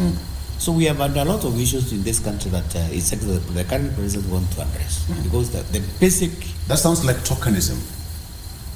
No. But first of all, you have to dangle a carrot for me to vote for you in the next election. That's exactly what used to happen, but not for now. Right now, the president is categorical that he really wants to make sure that every part of this country is developed, regardless of the way you voted, regardless of where you broke. And now this brings the issue of shareholders. Speaker, when you hear the deputy president saying this is a country of shareholders, I explained. Yes, you did. I explained how the shareholding slogan. But he's still insisting that this is a country of shareholders. If you voted, first of all, you're going to get your bigger share. Of course, the president has demystified that notion. That I told you the genesis of shareholding slogan, where that thing came from. The deputy president was just saying that, of course, there are people who really want for this government. You are here, or you are not just new in this country. You are here. Yeah. People are being pushed all over. We had a lot of intimidation, including him. When was the deputy president chased away from the government? A long time ago. Yeah. He faced a lot of humiliation across the board. Okay. Yeah. All right. So how is it going to play out? Because including the current deputy president. Yeah. He had all the bank accounts frozen. So we had a lot of issues to do with who is who in that government at that particular time. Okay, Senator, you might be applying the 11th commandment: deny, deny, deny. No. Whether you are caught red-handed, please just don't deny. The issue. The deputy president did not mean banned for this country when he talked of shareholding and all these things. The issue was there are people who really worked for this government, people who sacrificed their lives, people who sacrificed their jobs, people who sacrificed even their time to work for this government. These people should be rewarded. What's wrong with that? Still sounds more like shareholder. No. Subtly put. Speaker. I think when the president was in Luo Nyanza, he categorically stated that no Kenyan would be denied an opportunity or development. I paraphrase. The deputy president responded. That was the same day. The deputy president was in Nandi. The president was in Migori County. Same day. Thank you.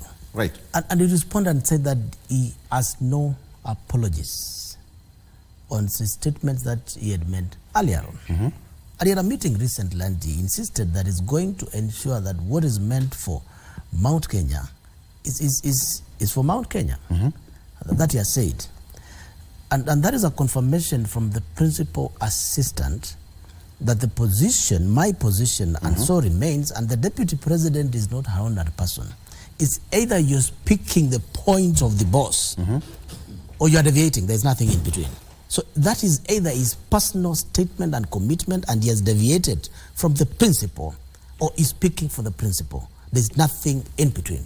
It's on record. 2, it is easy to say that we want every Kenyan to have development equally in every region, irrespective of who and where they voted and the political party they associate with. But again, we live in Kenya.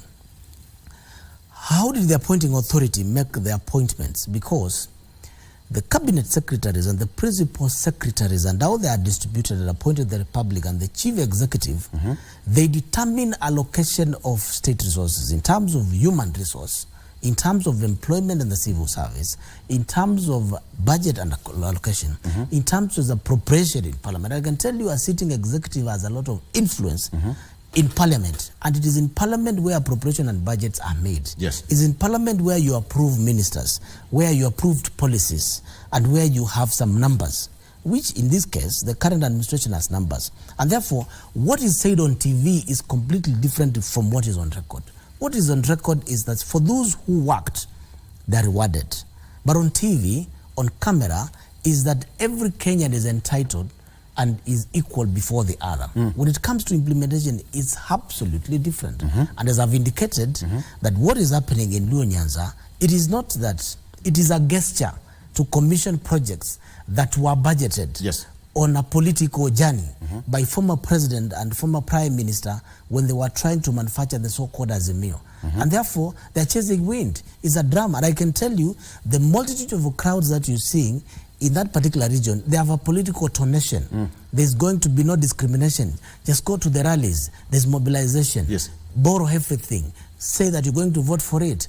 Get as much as you want. When that time comes, we will determine. But I can tell you, I think what is on record is completely different from what has been said. There is discrimination. There's discrimination. On allocation of state resources. When you look at the deputy president speaking, Senator, at the end of the day, somebody will say, okay, they should be speaking the same script, pushing the government agenda, but distance apart, Nandi, Migori County, same day addressing the same issue, but on different side of the mouth. That really shows that the big house is not cool. So what is the essence of democracy in this country? Why do we have... this takes us back to when the deputy president, who is now the president, was against the president, Uhuru Kenyatta then. It's almost the same script. Basically what we are saying... and I've just stated that the deputy president means well for this country. As much as we are saying, my brother here talks of a cosmetic arrangement that we witnessed in Luo Nyanza and any other president. The deputy president talked about Kenya shareholding and all these things and appointment and so forth. I want to assure you, on record today, authoritatively, that this government means well for this country. Right? I've been around for quite some time. I have seen governments come and go. I've seen Kenyatta government, who I was not too much into it. I've seen Moi government, I've seen Kibaki government, I've seen Uhuru Kenyatta government. You know, Uhuru was doing until late the last regime. I think when he was, I don't know for what reasons. And you can see here his confessions that there are some projects were started in Makueni that were never completed. There are so many other projects, even where I come from. We have several project roads that were initiated in 2013. Those roads have not been completed because of the political affiliations. Because those people who never went into that arrangement, the cohorts of the Azimio person and the Jubilee person, were abandoned. And that is the worst part of history that we don't want to make again. Right? So that when you don't agree ideologically with any particular leadership, then you are abandoned. I think that is what the worst thing that we would wish to happen to this country. I come from Varakaniti. We have several projects, roads, right? Very big institutions. What are you doing about it, Senator? I mean, the oversight role. I mean, you should be pushing some of these things. No, basically what I'm saying, we are trying to make some flashback on exactly what happened to that time. That I really want to take to advise my brother that he said the current regime now doesn't have those affiliations. That you never voted for us, we are not going to work for you. I'm only saying that the last regime which was there really did a lot of mess for this country because there are projects. Because you are not, maybe you are not in Azimio, you are not in Jubilee, then you are abandoned. Actually that was the The worst thing that has ever happened to this country. And that is a repeat that we really want to have with this country. All right. Basically, what the president is trying to do is trying to make sure that we have harmonized. Everybody is on board. All the countries at peace. And that's why it is all over the country. Today is in Turkana. Tomorrow you find him in Nyanza, you find him in Mandara. Actually, he's coming to Makueni to launch those projects that we are saying that was installed. Very soon you will find the president there. And okay. Speaker, you must be happy right now. You must be putting your house in order. How is coming to Makueni County? Yeah. What's your final remarks as we come to an end? I'm told that we should be finally, we need to go tomorrow. I don't think the president should visit a particular county for projects to be implemented. Projects that he commissioned in 2013. Malukia Road, Itangini Tower Road, the water stadium. There's no stadium, which has stalled for some time. Thwake Bad. The Thwake Dam. Which is being, actually, in the next 3 months, people will be... Which is far from the truth. Far from the truth. It's installed. It's in the process of being, again. It has been going. It has rather taken long. It is out of time. And I remember, unless that we had raised some voice and made some public complaints, in the previous supplementary budget, what is the biggest issue here? In the previous supplementary budget, why is it stalled? In the previous supplementary, I can put it on record. It's in the budget documents. Okay. The budget allocation for completion of Thwake, which should have been done by June this year, was removed. Only that supplementary budget again, something had to be done. What is the budget? After some leaders. What is the budget? Several billions for completion. Okay. Because the Kenyan government has its share and the African Development Bank has its share. So what I'm trying to say is that the president doesn't have to visit an area so that a project is implemented. It's welcome, and we would want him to come so that then he associates with citizens of Makueni because he's the president. Nevertheless, before he comes, those things should be jump-started because many of those projects were commissioned by himself, 4 or 5 of them, in the county when he was the deputy president between 2013 and 2017. Will be okay. But that aside, we're really looking forward to see a reflection of the words on record, so that then when you allocate, and remember I defined politics as authoritative allocation of state resources, in terms of budget allocations, in terms of human capital, in terms of appointment, in terms of the decisions that are made, if they will be fair on practical basis as opposed to the statements that are made on TV, then I think I will then believe that the actions are matching the words. Senator, you're the big boss here. Do we have hope for this country moving forward? In as far as this is concerned, do we have hope? Things are tough. Not even a hope. Around. Not even a hope. I have just stated that this country is heading towards the very right direction for the first time in Kenyan history. And I want to remind my brother that I have been private information that you are Senator, Makueni County Senator Maanzo, has been very categorical in making sure that this work dam. That is true. That is true. I have accommodated him several times with Treasury, with CS Treasury, where he has been trying to seek funding of the same on quite a number of times. So this country, although for those of us who are listening to us, who are watching us across the country, this country is heading in the right direction. I want to assure you. All right, gentlemen, today is Utamaduni Day. Tukimaliza. I did see you in your normal regalia. I mean, no, we are going to change. Actually, we are coming here for what does it show you as a Kenyan? Utamaduni Day. I mean, it's a big day for us. The president should be at the Bomas of Kenya at around 10 a.m. Or 9:30 thereabout.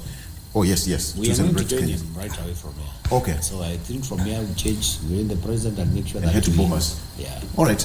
Thank you so much. Douglas Mbilu, Speaker of the County Assembly of Makueni County. Asante sana for coming and say hi to the people of Makueni. Senator Tharaka-Nithi County, representing the great people of the stronghold, Tharaka-Nithi. Don't forget to say the stronghold. The stronghold. Yes. That is Tharaka-Nithi Mwenda Gataya. You hold that mantle, you hold that record. I don't know who is going to break it anytime soon. No, it's there. It's not breakable. The record is still there. Yeah. Thank you so much, gentlemen, for coming. Thank you. Let's go home and celebrate Utamaduni Day. We are heading straight to Bomas. If you can find time, tukutane huko. Thank you so much for coming. Good morning. Look forward to welcoming you back here. Asante sana. All right, good morning. Thank you for watching. Bye-bye.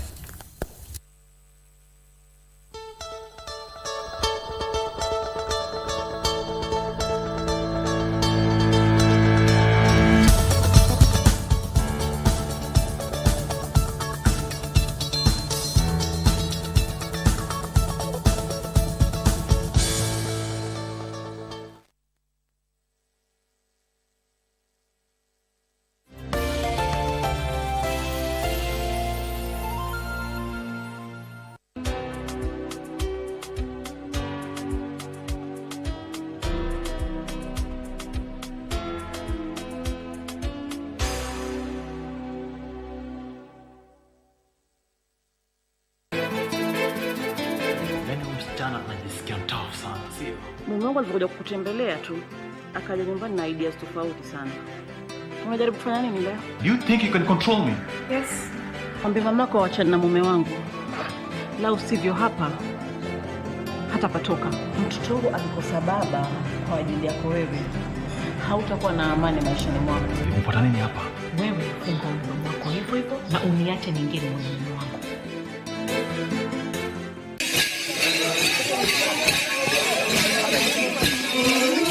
County Government of Turkana welcomes you to the Ehale Center in Lodwar Town for the 7th edition of the Turkana Cultural and Tourism Festival. From 12th to the 14th of October 2023. Come, experience the origin of mankind with its unmatched beauty from the beaches of Lake Turkana to the oil wells of Lokichar. Live on Channel 1, Radio Taifa and KBC Turkana Service.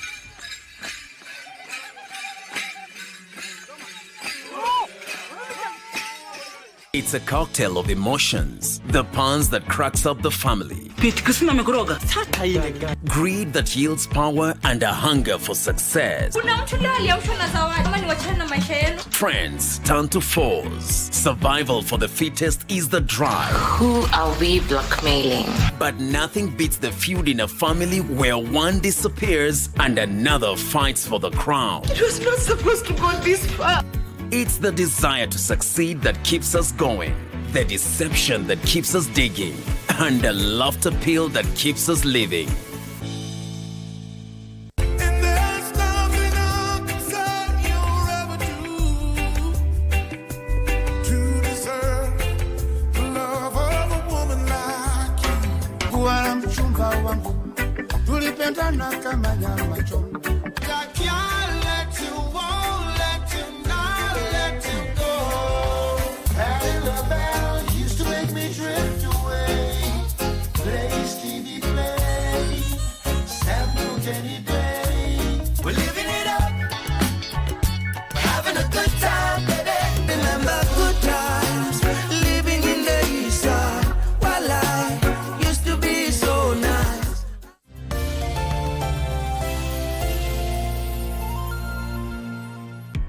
KBC Channel 1 magazine programs strive to disseminate news and information. Welcome to Happening in the World of Entertainment and achievements of individuals navigating through life. Be part of the intelligent conversation. Upper KBC Channel 1. Related to the interest of Kenyan public on various subjects of national importance. Keeping you up to date with the latest tech news, challenges, and remarkable stories of individuals with disabilities. And you have a say. Our magazine programs empower communities with words for conversations and a common language to approach the world. For your infotainment needs, we have a great range of programs. KBC brings you children's programs at its very best. From preschoolers to the teens, featuring the very best of untapped talents, showcasing arts and crafts, music and poetry. We bring you the latest animations and teach the children how to do it. Can you read the word with Happy Hippo? Join us every Saturday from 7 a.m. and weekdays in the late afternoons as we bring you entertaining children programming on KBC Channel 1.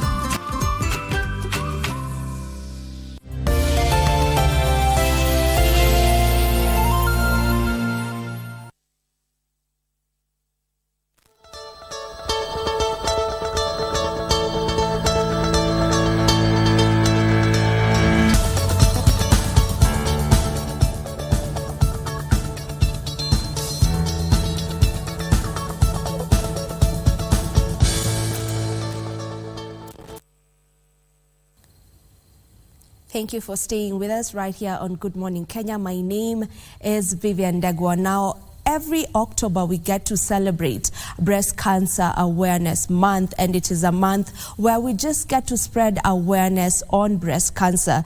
Breast cancer is the second leading cause of all cancer deaths in this country, and today on Health Tuesday we get to talk about breast cancer and get to just know what are some of the early signs of breast cancer, what are some of the risk factors, and how often are you supposed to get go to get checked? How often should you be going for screening of this particular disease? Now, joining me for this particular discussion is Dr. Moses Mwangi, who is a senior pharmacist and leading vaccinologist.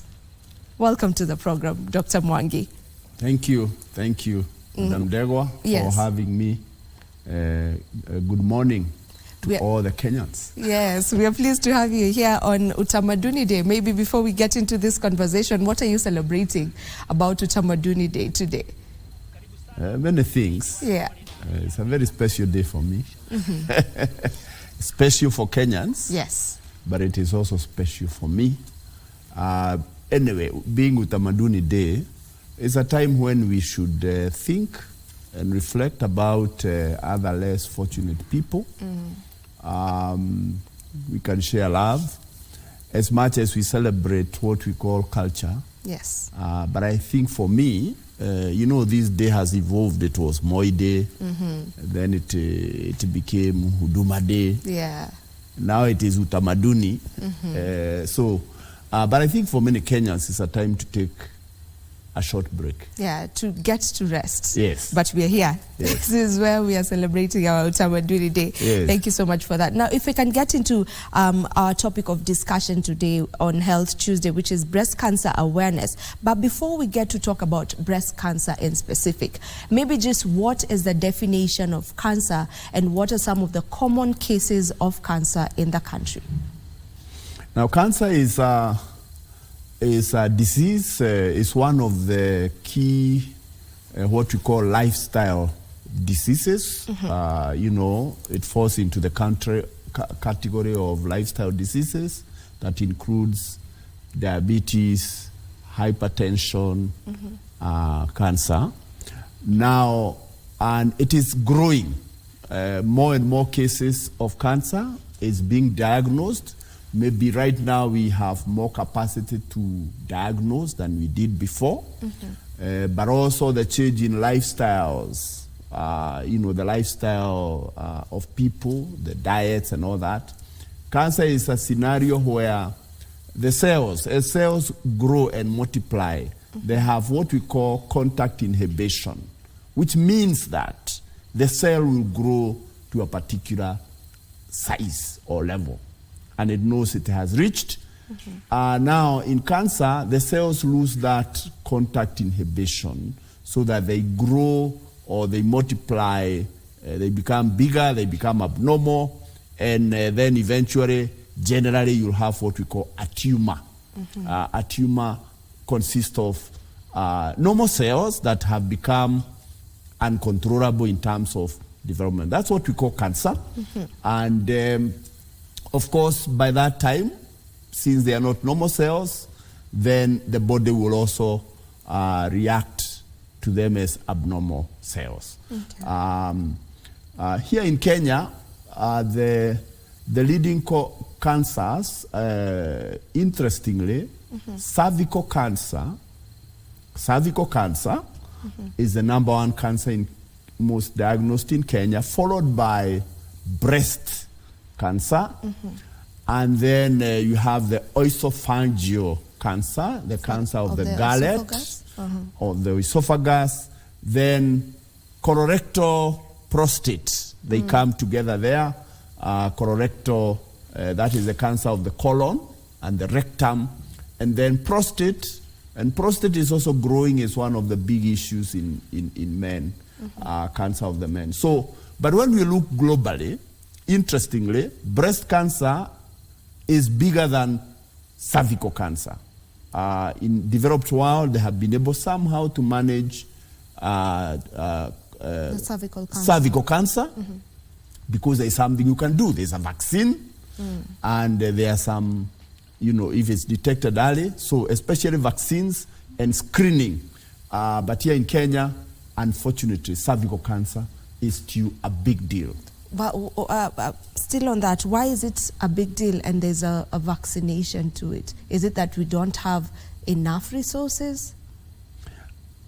In fact, human papilloma virus, which is a vaccine, HPV, is even available in the public sector. But for some reason, people are not going for it. Girls at the age of 9, before they become sexually active, should receive a HPV vaccine. It's a 2-dose regimen, but it can be given to any woman between the age of 9 years all the way to 26, even more. But the idea is to give this vaccine before someone becomes sexually active, because it's a sexually transmitted disease. That way, we can prevent it. And for me, from where I sit, I think we need to create more awareness. We need to have more awareness. Now that we have these community health volunteers which have been sent, I hope they can be trained so that they train our women. You have a young girl, age of 9, 10, we should give them the vaccine so that in future they don't have to suffer from cervical cancer. That's what the developed nations have done. This vaccine has been available for more than 20 years. Even more. So its safety is very well known. Its efficacy is very well known. I think it's just awareness and to remove the myths, because sometimes there are people who throw in myths there. This vaccine is very safe. Yeah. Okay. Maybe what are some of the lifestyle vices that we have as a people that may lead to the increase in the cause of cancer in the country? Now, what is happening in terms of development, as we become more and more developed, then we acquire lifestyle. For example, we make lifestyle choices. For example, food. Food is a major issue. In our traditional African setting, our food was pure from the shamba. You eat it, and it's grains with a lot of fiber. It's sweet potato, very healthy. Now, as we become urbanized, you see people's taste buds changing. So we find now we have fried food. You have, for example, chips which are being fried by oil, which is being repeated. And you see this is what, anytime you put a fast food restaurant, even in our rural settings, that becomes a place. And yet this kind of diet then become a problem. Then we have, of course, things like processed foods. Processed foods, especially meats that are processed and therefore preserved. They have some preservative, the likes of sausages and other kind of things. Then those processed, smoked, especially smoked meat becomes one of the modernity, and that comes with it. And then when you talk about processed food, for example, ugali, we find people preferring, flour that has been removed, husks, pure starch. The major elements are removed. Whole grain maize, because we are lovers of ugali, whole grain maize meal should be your choice. But again, so all these kind of changes. And then people have become more sedentary, lack of exercise. More and more, even in offices, people are sitting behind computers and just sitting. More and more, you find even in the villages, thank you to the boda. People are not even walking. You'll find somebody else for a boda right from the house instead of walking to the stage. So we have become more sedentary. So exercise is a very major issue. Physical exercise is very important. So when people just sit, if I go a little bit to the human evolution. There's a person who was called Homo erectus, and the person who stood and walked. Yeah. Now we have become Homo sitters. We just sit. Yeah. So these kind of things are bringing about what we call lifestyle diseases, cancer being one of them. Okay. Yeah. Okay. And then people are also growing older because, for example, even breast cancer, age is a factor. Yes. The older you are, it's a risk more factor. prone. So we have more people are growing much older. Therefore, we are diagnosing more and more lifestyle diseases. Okay. Now, if we can get into what are some of the early signs of breast cancer? First of all, to say that breast cancer can affect women and men. Breast factor, 99% of breast factor is in women, but men also can suffer from breast cancer. 1% of breast cancer cases is in men. Very important. But women are more prone. Then the other risk factor is age. And then you have issues which also affect other lifestyle diseases, obesity. And more people are, we are consuming too much starch, and especially people from the mountain. Yeah. You see like breast cancer, the leading counties will be, Nairobi, Kiambu, Nakuru, the mountain. Yeah, people are eating too much starch. So too much starch is a risk? Yes, it's a risk because too much starch means what? Weight. When you have excess weight. In fact, obesity itself is a big risk factor, not only for cancer, but for diabetes, for hypertension. So generally, that's a big issue. So obesity, what food you are eating. Then when it comes to breast, I think those are the things. There is a small percentage of people who have a certain cells in their breasts. It's called BRCA1, BRCA2. That's genetic. It's a small percentage, but if your mother or your grandmother or your great-grandmother had breast cancer, more than likely there could be a girl or a woman in that family who might suffer. And if we check, we may find there is this genetic factor, BRCA1, BRCA2. However, it's a very small factor. Majority of breast cancer cases, they can affect anyone. Yeah.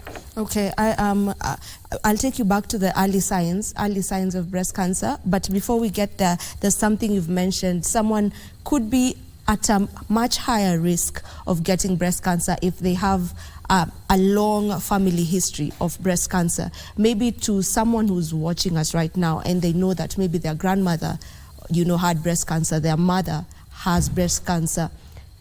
What preventative measure do you take to someone who is more prone to breast cancer like that? Okay, now it's a predisposing factor. Now if you know you have that predisposing factor, it doesn't mean that you spend all your life worrying.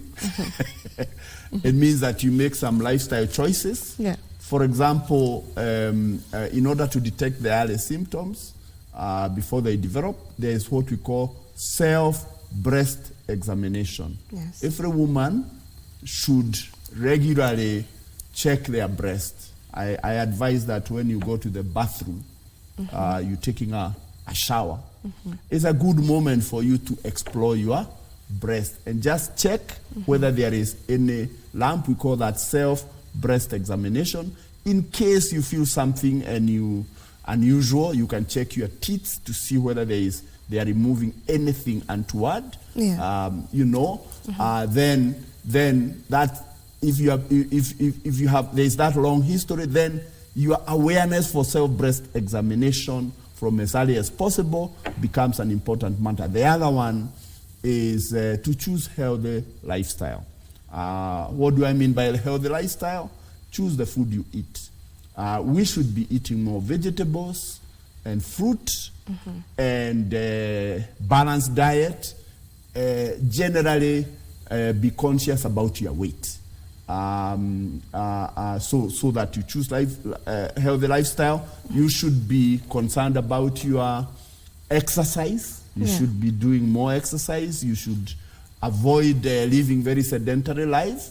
That way, you give yourself a chance. But having said that, as we said, there are some people who come from that kind of history who get checked for BRCA1 and BRCA2, whether they have the cell. And some of them would choose. I think there is a famous woman who chose to have all her breasts removed. Yeah, I saw that as it's not advisable, really, but you are taking precaution.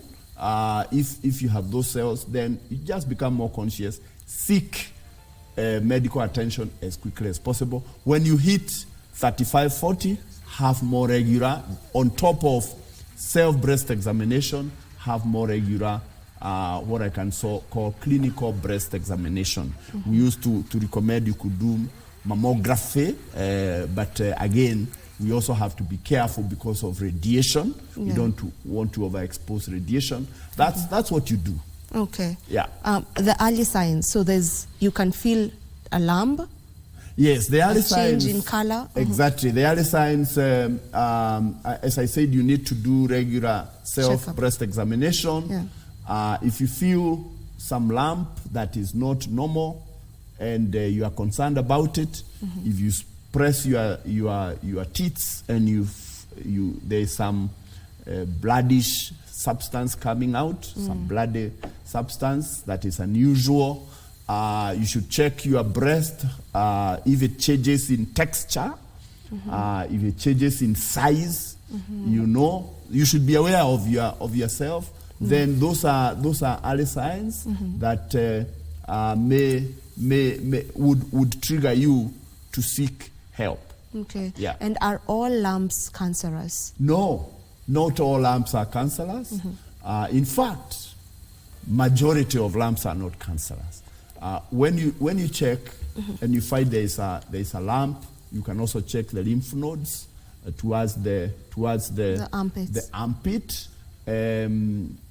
So in the early stages, it may not even be painful. You may not even feel. But when you find some lumps that are unusual, that are persisting, how are you able to differentiate? This lump could be cancerous, and this is just a lump that is non-cancerous. Is there a way to differentiate by yourself? No, at home? You may not be able to differentiate. That's why if you feel that there's an unusual lump, the texture of your breast is not feeling what you normally feel, you need to seek medical attention. When you go to the hospital or clinic, the nurse will also now do a clinical examination on your breast. Then the doctor will do it. If the doctor feels that I want to confirm, then they can take mammography to check. And then if the lump in a mammograph is looking, we are concerned about it, then they can go ahead and take a sample for checking in the laboratory to check whether it is benign. Benign means that it's not malignant, it's not cancerous, or it is just a lump that has occurred. Then the doctor will decide. So your job is to check. If you find a lump, if you find something coming from your teeth, the next thing is seek medical attention. All right, and when we go to the doctor, you've mentioned mammography as one of the tests to confirm a diagnosis. What are some other tests? Because you've mentioned that it's not as safe because of the radiation rather. Well, you have to weigh. You'll do mammography. There's a time we were saying you can do them every so often. If the doctor finds that the lump is concerning, or the texture of the breast is concerning, then they'll go ahead and ask for a mammography. And then at that point, the next level will be to take a tissue, take a sample, an aspirate, and send it to the laboratory for analysis. Remember, the breast has several tissues. There are ducts, and then there is the breast tissue. So the doctor will check, and they can actually, if it's a doctor, a clinician, they may wish to refer the case to an oncologist. An oncologist is a physician who has the relevant training on cancer diagnosis and management. Okay. Yeah. Now that you've brought that up, do we have enough cancer specialists in the country? Do we have enough doctors even in the country? That's the question. And even the few we have, some of them are at home, not employed. Others are leaving the country. We have very few oncologists, very few, a handful. In fact, many so-called level 5 hospitals don't even have a single oncologist. So we have few in the country. We need to train more. But if you ask me, one of the biggest issues we have in Kenya is that breast cancer and most cancers are diagnosed fairly late. Cancer is also breast cancer, and other cancers are classified. We have stage 1, stage 0, stage 1, up to stage 4. If you catch the breast cancer between stage 0 and stage 3, you can actually treat it, you know, and reverse it completely.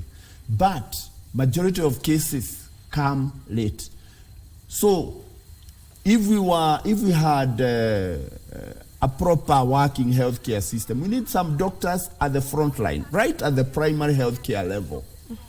We don't have enough, but we have enough there, where cases can be identified earlier by a medical doctor, by community health, by a clinical officer or a nurse, and there is a doctor to refer to quite there, and then the referral system can work faster. Then if we identify it early, we will be able to deal not only with breast cancer but all cancers. But unfortunately, most of these come early. That is why you as an individual, you have a part to play if you are able to examine yourself. So very few doctors, very few cancer treatment centers in Kenya, very little money allocated. In fact, unfortunately, most of the people, once you are diagnosed with cancer, breast cancer or whatever cancer, you find yourself on your own. You know, if you have had a pre-existing breast cancer or a cancer, even the insurance company doesn't cover you. So it's in terms of cancer, is a very it's a disease that is really very expensive to manage, and therefore awareness, and that is why we have an awareness, is a very important matter, because you can be your best doctor. Yes. Yeah. Aside from self-checking or self-examining oneself in the house, I think what we're really pushing is for people to go out there for screening, because there are some you might not be able to spot, you know, whether you have all these early symptoms that you've just mentioned, because in non-invasive cancer, you might not be able to notice, right? So how often should one go for screening?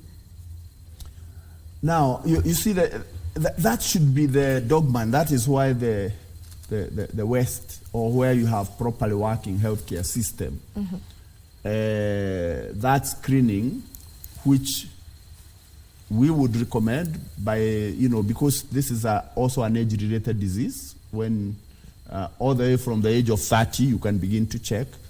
Screening in hospital from the age of 40, we need to do it every 1 to 3 years. I'll have to cut you short. We'll get back with that. Right now, we take a very short break. Don't you go too far. We'll be back with this conversation.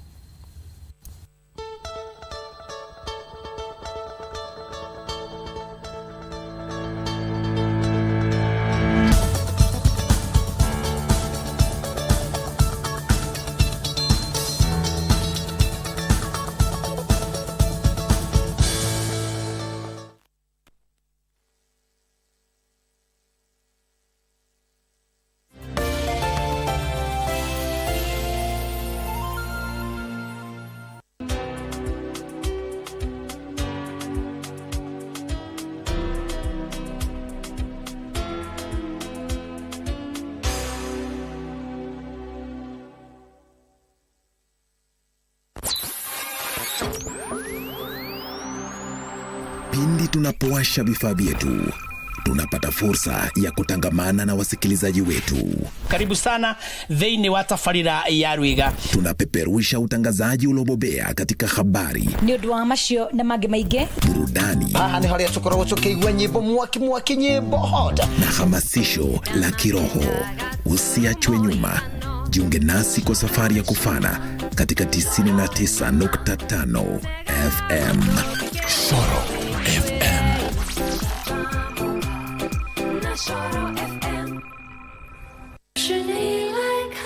I like expensive bags. However, I like you more. Hey, what is this? Why are you sleeping out here on the street? We don't think that blind dates are a bad idea. We think it's just not for you. I don't understand why you're forcing yourself to do something you're not comfortable with in the first place. You have a high income. You've always been unmarried and single. Among our female candidates, you're the hardest one yet.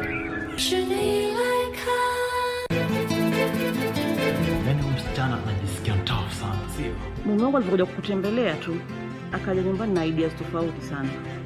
Unajaribu kufanya nini leo? Do you think you can control me? Yes. Mwambie mamako waachane na mume wangu. La usivyo hapa hata patoka. Mtoto wangu alikosa baba kwa ajili yako wewe. Hautakuwa na amani maishani mwako. Umepata nini hapa? Wewe funga mdomo wako hivyo hivyo na uniache nyingine moyoni mwangu.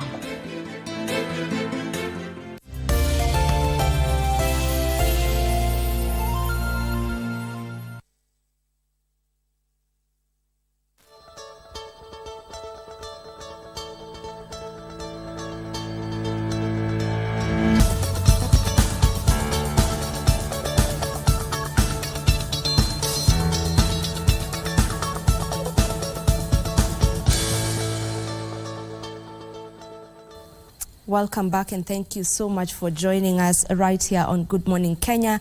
And today on Health Tuesday, our topic of discussion is breast cancer awareness. And it's a conversation that we had already begun. And just before we took the break, Doc, you were telling me about how often one should go for screening. And maybe also with that, you can just tell us the importance of early detection. Let me start by the importance of early detection. Because breast cancer, like other cancers, you have from stage 0 to stage 4. Yes. In cancer, we say, catch it early, cut it out. If you catch it early, before it has spread, in stage 0, you may not even be able to see it. It's just right there in the primary place. Then stage 1, you can detect it. The tumor may be between maybe about 2 millimeters or thereabout.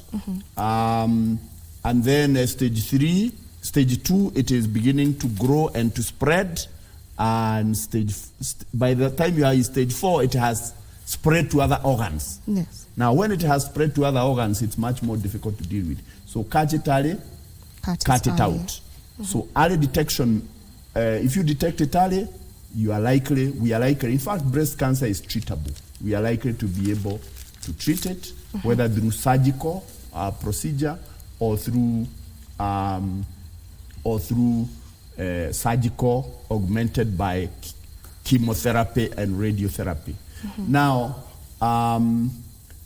the private sector in Kenya, the medical health care private sector in Kenya, at least they offer, in quite a number of hospitals, we offer free screening for the breast. Yeah.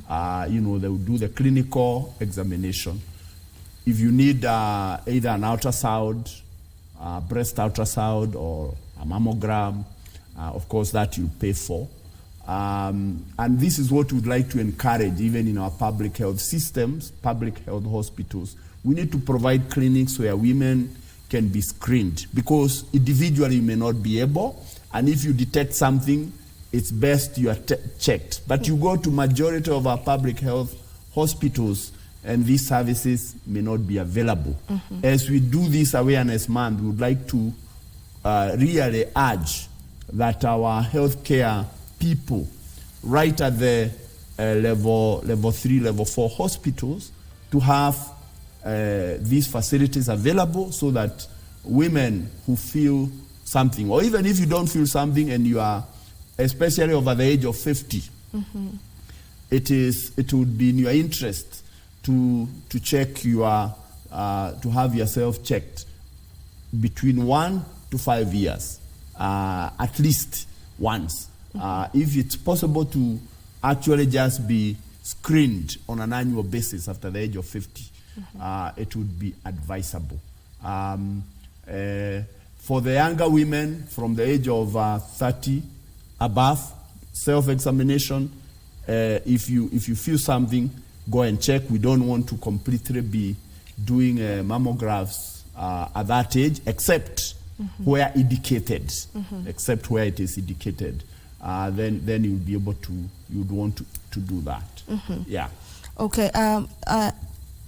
Since age is one of the risk factors, and you say the older you get, the more at risk you are to getting breast cancer, does this mean that there are no breast cancer cases of maybe people under the age of 18? Are they there? It's very rare at 18. Of course, as our lifestyles are changing, now we are also catching diseases at a much earlier age. But even, remember, as women, as you pass through puberty, there are all the hormonal changes that are taking place. So as early as a teenager, it's also good to check. Sometimes we have, they are rare, but we have seen some cases below the age of 18, but they are rare. Largely, it's a disease. It's something that we see, breast cancers, we see it above the age of 40, more above the age of 50 as you grow older. Yeah, but the earlier you start checking yourself, the better. Yes. Okay. While we were beginning the show, I remember you mentioned that there's a fraction of men who get diagnosed with breast cancer. Maybe this is not something that is talked about as much. Is there a stigma around that? Now, first of all, if you take the number of cancers that in Kenya we have maybe over 6,000 diagnosed breast cancers every year. Out of that, 99% would be women, 1% would be men. So, in a sense, it's more found in women than in men, but it is there. And when, for men, in fact, how many men examine your breasts regularly? Very few. Of course, men also have their problem of prostate cancer, but it is there. When a man has breast cancer, and I know a few, they really don't want to talk about it. People don't associate men with breasts, even though men have breasts. We all do. But people don't associate when you talk about breast, you think women. But then the man, those who get breast cancer, and it can be quite severe, and because it's not something that the men are conscious about, many times it's diagnosed late. Therefore, there's some stigma, as you might imagine. If a man has breast cancer, is he a man? Yes. Men have breasts. In the same way that women can get breast cancer, men can. So men, you should also be concerned and aware. And also, men are also living with women. They are living with their wives. You can also help in examining the breast. Yes, you can do that back at home. I want us to get back into the treatment options. Yes. And you had mentioned it will depend on the stage of this particular cancer. But I would want to know just how affordable is it? Because we know that, for many households, you are just one cancer case away from poverty. So just how affordable are the treatment options in this country? Let's just say, as we say, catch it early, cut it out. If you catch it at between stage 0 and stage 3, then you are looking at surgery. And that surgery can range from removing a lump, lumpectomy, to removing the lymph nodes, the lymph nodes, if it's spread a little bit more, to removing a part of the breast, partial mastectomy, to removing the whole breast, mastectomy, and in some cases removing both breasts. And as you remove, it can also range to, as you remove, you can also do some preservation, because breasts are also very important for lifestyle. Yeah.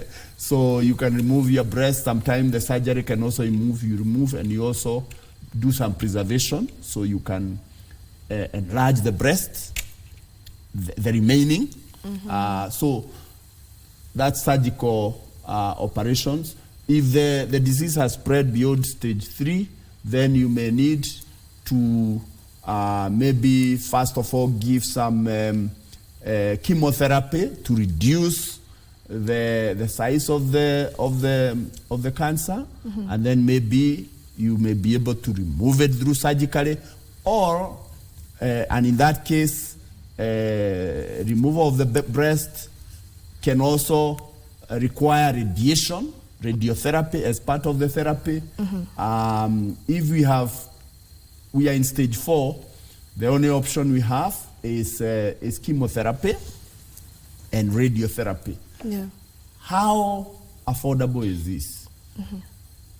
It's not affordable for majority of Kenyans, but what option do you have when you have breast cancer or you have any cancer? What option do you have other than to manage it? You just have to do it. And that is why people will sell their cows, they will sell their shabas. It's a really, when it comes to healthcare financing in our country, we are doing very badly. And so majority of people will find it difficult.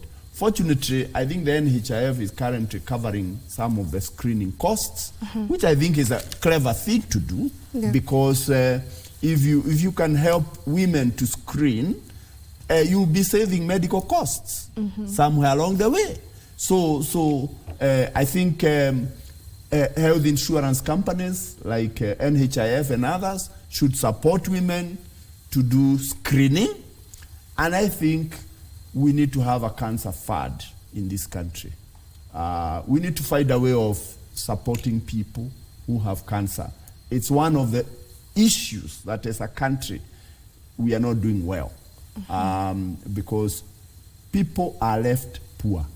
They sell their cows, they sell their land, and because most of these cases come late, eventually, of course, the doctors will work to prolong life and to improve the quality of life, but sometimes families are left impoverished. In this Cancer Awareness Month, I think as a nation, we need to reflect, because these diseases are increasing.